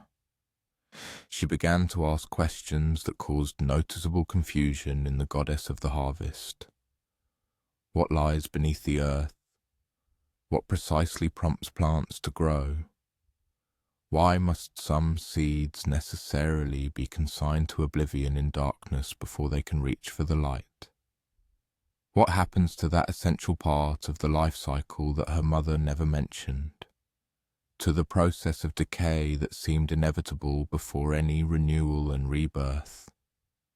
Demeter, confronted with such inquiries, invariably changed the subject. She had made immense efforts to create for her daughter a realm where she would never have to know the bitterness of loss or the pain of suffering.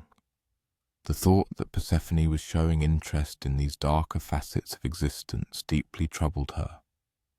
In response, Demeter increased her vigilance, striving to fill her daughter's days exclusively with pleasant activities that would effectively distract her from such disturbing thoughts. thoughts. Meanwhile, Hades, the stern ruler of the underworld, carefully observed Persephone from his secluded and distant realm. He noticed her inquisitive nature, her evident dissatisfaction with superficial answers, her undeniable courage in posing complex, uncomfortable questions. Unlike her mother, Demeter, he did not perceive these qualities as a source of concern or threat. On the contrary, he found them utterly delightful. In her, he saw the only one who was capable of realizing that darkness and light were not antagonists, but rather essential partners in the grand and eternal dance of existence. The day that marked a cardinal change began quite ordinarily. Persephone, as always, gathered flowers with her loyal companions in a meadow that this morning appeared in particularly enchanting splendor. The grass softly carpeted beneath their feet, and the air was filled with warmth and the sweet fragrance of blooming narcissus. Suddenly Persephone felt an irresistible pull towards one flower, a narcissus, which stood out among the others with its extraordinary brightness, its petals catching the sunlight, creating an almost hypnotic effect. The moment she bent down to pluck this wondrous flower, the earth suddenly opened directly beneath her feet. However, instead of falling helplessly, she felt invisible hands gently lift her, carrying her down through the layers of soil and stone into deep caves where precious gems and metals sparkled everywhere. This journey, though initially frightening, was simultaneously utterly marvelous. She saw parts of the world that no mortal had ever had the opportunity to behold. She arrived in the underworld not as a captive, but as an honored guest in a magnificent palace, whose splendor surpassed her wildest imaginings. The halls of this abode were skillfully carved from black marble, streaked with silvery veins and lit by flames that cast no shadows and emitted warmth without the slightest smoke. Gardens also grew here, but they were radically different from any that existed in the upper world. Here were plants that bloomed in utter darkness, trees that bore fruits of pure silver and gold, and flowers that, instead of fragrance, emitted gentle, melodious sounds. Hades received her with marked, though somewhat formal courtesy, explaining that his action was not dictated by selfish motives. He sincerely believed that Persephone was the only one who could truly comprehend both dimensions of existence, both the realm of vibrant growth and abundance above, and the realm of deep repose and continuous transformation below. He offered her a tour of his domain, of the complex systems that, in essence, ensured constant renewal and rebirth in the world above ground. What Persephone saw completely contradicted all the notions she had been taught about death and ending. The underworld appeared to her not as a gloomy place of retribution, but as a grand, all-encompassing recycling system, where souls found rest and underwent a process of renewal between their earthly incarnations. She observed the intricate mechanism by which the energy of completed existences was transformed into potential for new, future growth. Thus she grasped the essence of the painstaking balance that was absolutely necessary to ensure the sustainable and continuous existence of life on the surface of the earth. Meanwhile, in the upper world, Demeter was horrified to discover the disappearance of her beloved daughter, and she was overcome with uncontrollable grief and furious rage. She completely abandoned her sacred duties as goddess of the harvest, wandering aimlessly across the earth in desperate search of Persephone. Without her vigilant attention and care, the crops began to perish. Trees ceased to bear their fruit. Even the most ordinary grass began to wither and slowly die. The eternal spring that had blessed Demeter's realm gave way to a phenomenon the world had never known before: barren cold, a season of acute scarcity and agonizing waiting. Mortals naturally began to suffer unbearably as food became increasingly scarce, and the very earth seemed to refuse to sustain life. They offered desperate prayers to the gods for help, yet Demeter remained deaf to their pleas. She firmly declared that she would not restore the former abundance until her daughter was returned to her. Zeus, carefully observing the escalating development of this all-encompassing crisis, finally deemed it necessary to intervene. He sent Hermes, the swift messenger of the gods, with a mission to negotiate with Hades for Persephone's return. However, when Hermes arrived in the underworld, he was confronted with a significantly more complex situation than anticipated. Persephone had indeed tasted the food of the underworld, but not because she was deceived or coerced, but because she consciously chose to try a few pomegranate seeds, thereby voluntarily accepting all the consequences of that action. What was even more significant was that Persephone discovered she did not wish to return permanently to her former serene life. The knowledge she had gained in the underworld had radically changed her worldview. She now clearly understood why she had felt so restless in her mother's carefully guarded valley.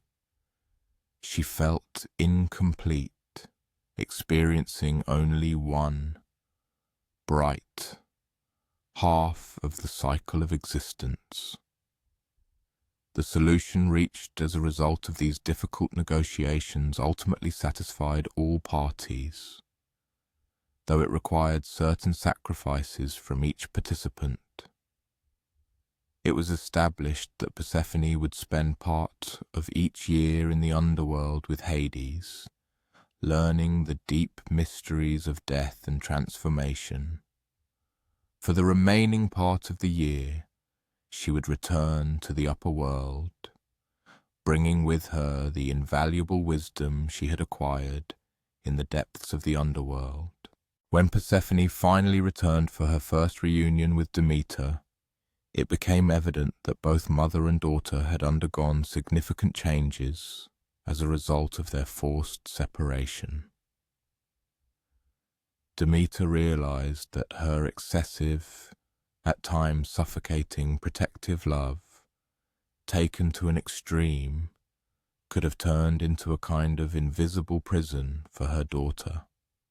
Persephone, on the other hand, had acquired profound knowledge and experience that made her a much more complete and multifaceted person, someone capable of comprehending and embracing both joy and sorrow, both rapid growth and peaceful repose, both beginnings and inevitable endings. Their reunion undoubtedly restored abundance to the earth.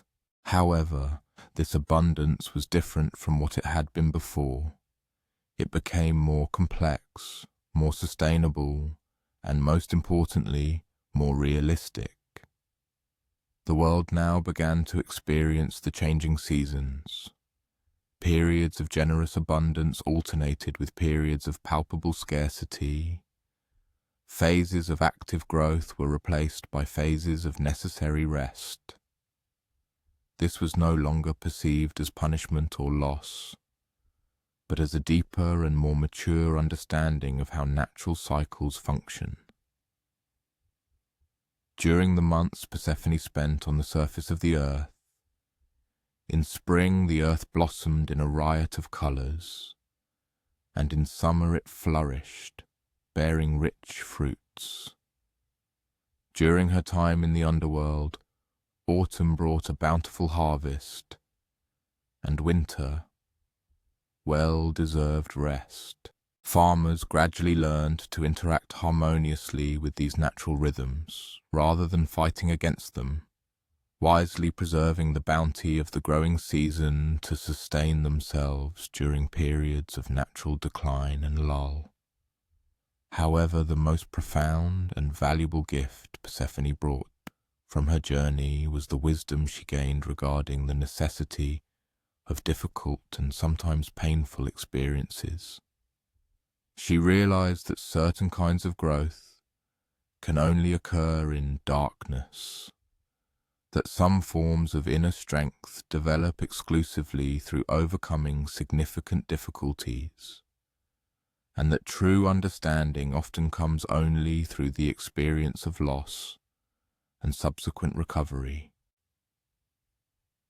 She became a kind of mentor for mortals who were destined to face their own inevitable descents, periods when life urgently required them to leave familiar comforts and venture into uncharted, sometimes frightening, territories. Her story served as a reminder that such journeys, however daunting they might seem at first glance, often led to astonishing discoveries that made travelers more whole, more capable, and truly alive. The ancient Greeks, who passed this story down from generation to generation, deeply understood something important about human development. They realized that one cannot forever remain in the sheltered springs of childhood. That maturity inevitably requires reconciliation with cycles of loss and subsequent recovery. That true wisdom often comes through voluntarily immersing oneself in experiences that may at first seem threatening or highly undesirable. As the seasons in each person's life continue their eternal turning, it is worth reflecting on what Persephone learned during her descent, that sometimes the deepest and most significant growth occurs in the darkest and most unexpected places. The endings make space for new, unexplored beginnings. That the courage to face difficult transitions often leads to discoveries that prove far more valuable than the comfort left behind. What seeds of new possibilities, perhaps, await their hour to sprout in the coming seasons of each person's individual experience? Now, leaving behind Persephone's voluntary immersion into the darker depths, we turn to a different underworld journey. This journey was prompted not by inquisitive curiosity, but by boundless love that dared to challenge the very foundations of the cosmos. Before us unfolds the narrative of Orpheus, whose melodies could move immovable stones and tame the fiercest beasts, and whose devotion to Eurydice inspired him to attempt the impossible. Orpheus was the son of one of the 9 muses, goddesses who served as the source of inspiration for all arts and knowledge. From his earliest years, he displayed an astonishing and extraordinary musical talent. When his fingers touched the strings of his lyre, a magnificent instrument created by Apollo himself, even rivers slowed their currents to listen to his playing. Trees bowed their branches, eager to catch every note, and the wildest beasts stood in complete silence, enchanted by melodies that seemed to contain all the joy and all the sorrow of the world. His music was not merely beautiful, it possessed a truly transformative power. Farmers noticed that their harvests became more abundant when the sounds of Orpheus's rehearsals drifted to them from afar. Shepherds testified that their flocks remained calm and healthy when his songs echoed from the hills. Even in crowded cities, people reported that disputes were resolved more easily and daily worries seemed less burdensome on days when Orpheus performed in the squares, sharing his music with the public. However, despite the joy his art brought to others, Orpheus himself often felt a deep loneliness. He could evoke tears or laughter from entire crowds, could inspire them to noble deeds or to show courage. But he longed for someone who understood not only his music but the man behind it. He needed someone who saw him as more than just a conduit for wondrous sounds. He found this person in Eurydice, a wood nymph whose own gifts perfectly complemented his talent. While Orpheus was capable of creating music that expressed any emotion, Eurydice possessed an intuitive understanding of the natural world, allowing her to hear meanings in his compositions that escaped others. Listening to one of his melodies, she could accurately discern whether it was composed at dawn or dusk, whether he was observing soaring eagles or frolicking fish, whether his heart was full of hope or touched by melancholy. Their courtship was like a long, tender song. They wandered through the forest together where Orpheus played softly, and Eurydice pointed out how various creatures responded to one musical phrase or another. She taught him to weave natural sounds, birdsong, the rustle of wind in the leaves, the gurgle of water over stones, into his compositions. He, in turn, showed her how human emotions could be expressed through rhythm and melody in ways no words could convey. Their wedding was celebrated with a grandeur befitting both gods and mortals. Apollo himself provided the musical accompaniment for the ceremony, though he admitted that his own playing seemed pale in comparison to his student's mastery. All 9 muses were present, each contributing their art to make the celebration perfect. Hymen, the god of marriage, blessed their union, offering prayers for long happiness and shared creativity. For a brief time, their life together was exactly as they had imagined it. They built a modest home in a grove where the acoustics were perfect for making music. Mornings began with Orpheus composing, while Eurydice tended her garden. Each felt the rhythm of the other, their separate pursuits creating a harmony far beyond what either could achieve alone. Evenings were spent sharing the day's discoveries, a new melody Orpheus had devised, or an unusual bird call Eurydice had learned to mimic. However, their happiness did not go unnoticed, and not all observers wished them well. Aristaeus, a minor god who had long harboured a passion for Eurydice, watched their contentment with growing resentment. Before her marriage, he had offered Eurydice gifts and attention, and her gentle but firm rejections had wounded his pride more deeply than he cared to admit. One afternoon, while Orpheus was away consulting with other musicians, Aristaeus approached Eurydice in her garden. Her initial attempts to politely but clearly dismiss his conversation were ignored. As he grew more insistent, claiming she deserved a better husband than a mere musician, Eurydice began to retreat towards the forest, hoping to lose him among the trees where she could move more swiftly than he. In her haste to escape, she failed to notice and stepped on a venomous snake sleeping in the tall grass. The bite was instantaneous and fatal. By the time Orpheus returned and found her, she had already begun her journey to the underworld, leaving behind only the fading warmth of a body no longer inhabited by the soul he loved so dearly. Orpheus's grief was unprecedented, unlike anything the world had ever seen. His lamentations were so heartbreaking that they affected the very natural order. Trees shed their leaves out of season, rivers overflowed their banks, as if weeping in sorrow.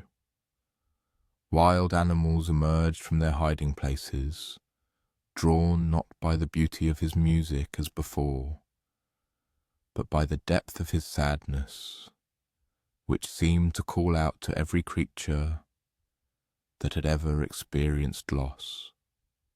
For days, Orpheus could do nothing but sit by Eurydice's grave, playing melodies that expressed his unbearable longing. But gradually, a new idea began to form in his mind. His music had always been able to achieve the impossible. Why should death be an exception among other obstacles? If his songs could move stones and calm storms, perhaps they could also touch the hearts of the gods who ruled the underworld. Against the advice of everyone he knew, Orpheus decided to descend into the realm of Hades and plead for Eurydice's return. He made his way to one of the hidden entrances to the underworld, a cave so deep and dark that no mortal had ever returned from it. But Orpheus entered there with only his lyre, trusting that his music would protect him where weapons and armor would be utterly useless. The journey through the underworld was like traveling through a landscape of frozen grief. He passed through caves where the walls wept eternally, through rivers flowing with the tears of those who mourned, through valleys where mist formed from final breaths. But wherever he went, his music preceded him.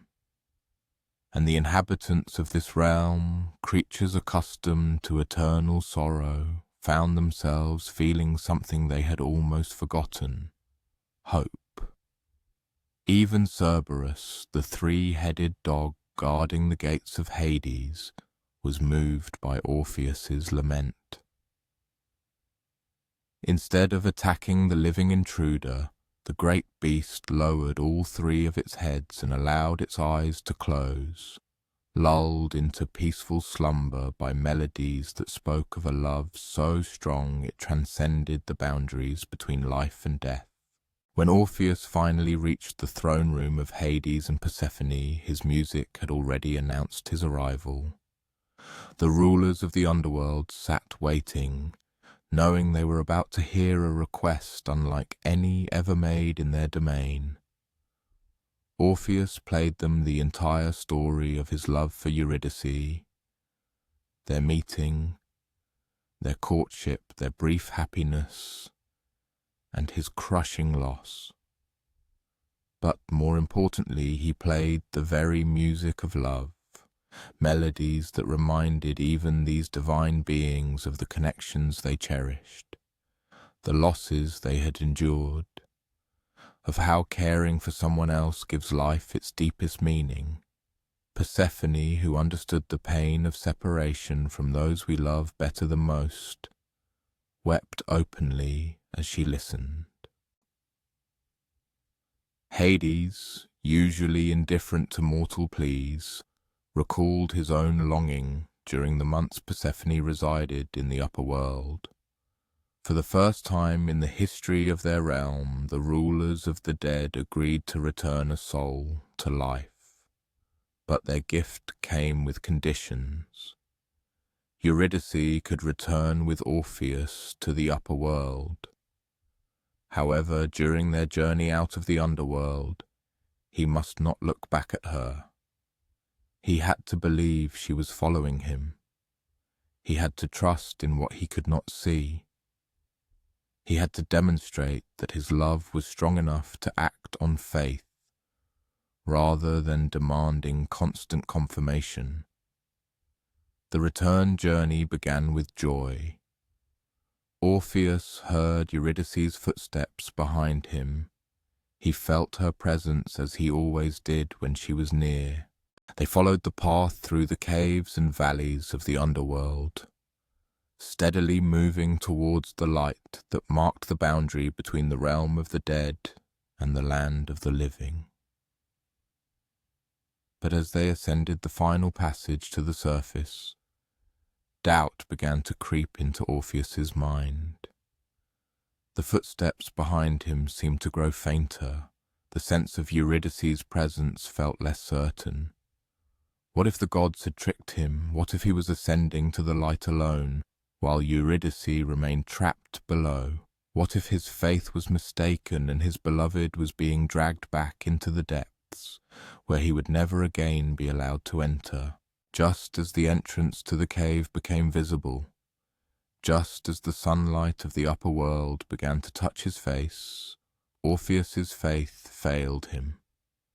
He turned to ensure Eurydice was truly there, and she was, for just a moment. He saw her face, saw her reaching out to him with love and understanding, but in that same instant, she began to fade. Called back to the underworld because he had broken the god's condition. Her last words to him were not of reproach, but of deep, all-encompassing love. She seemed to understand the inner struggle that compelled him to look back, and granted him forgiveness for the momentary doubt that, like an invisible crack, shattered them both the moment she dissolved again into the utter darkness. On her face played the same gentle, perceptive smile, the same understanding that had once first drawn him, Orpheus, to her. Orpheus left the underworld, utterly alone. His second loss was even more devastating than the first, for this time he clearly understood that his own weakness was its direct cause. In despair he tried to return to the cave's entrance, but the path was irrevocably sealed. The mercy of the gods, once rejected by a hasty act, would not be offered again. Such were the inexorable laws of the cosmos.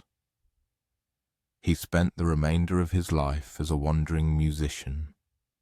His songs henceforth carried such a piercing depth of sorrow and unfathomable wisdom that their power surpassed everything he had created before. People flocked to him from distant lands to hear him play, but not because his music brought them carefree joy. They came because his melodies helped them make sense of their own losses, their personal battles with faith and doubt, their own experience of such deep and all-consuming love that the mere thought of possible loss became almost unbearable. The story of Orpheus and Eurydice is passed down, retold for millennia, because it touches something universal in the human experience. Every person faces moments when they must act based on faith, rather than solid certainty. Love sometimes asks us to believe in what we cannot see or prove, and each of us knows that temptation to look back, to demand confirmation when asked simply to trust. Reflecting, one might consider what this ancient story can tell us about the nature of trust and doubt. What paths in one's own life require faith rather than unwavering certainty? What relationships ask one to believe in their authenticity and reality, even if one cannot always visually or tangibly feel the evidence? Perhaps the greatest music we create is born not through instruments, but through the courage to keep moving towards the light, even when there is no way to turn back and ensure that love still follows us.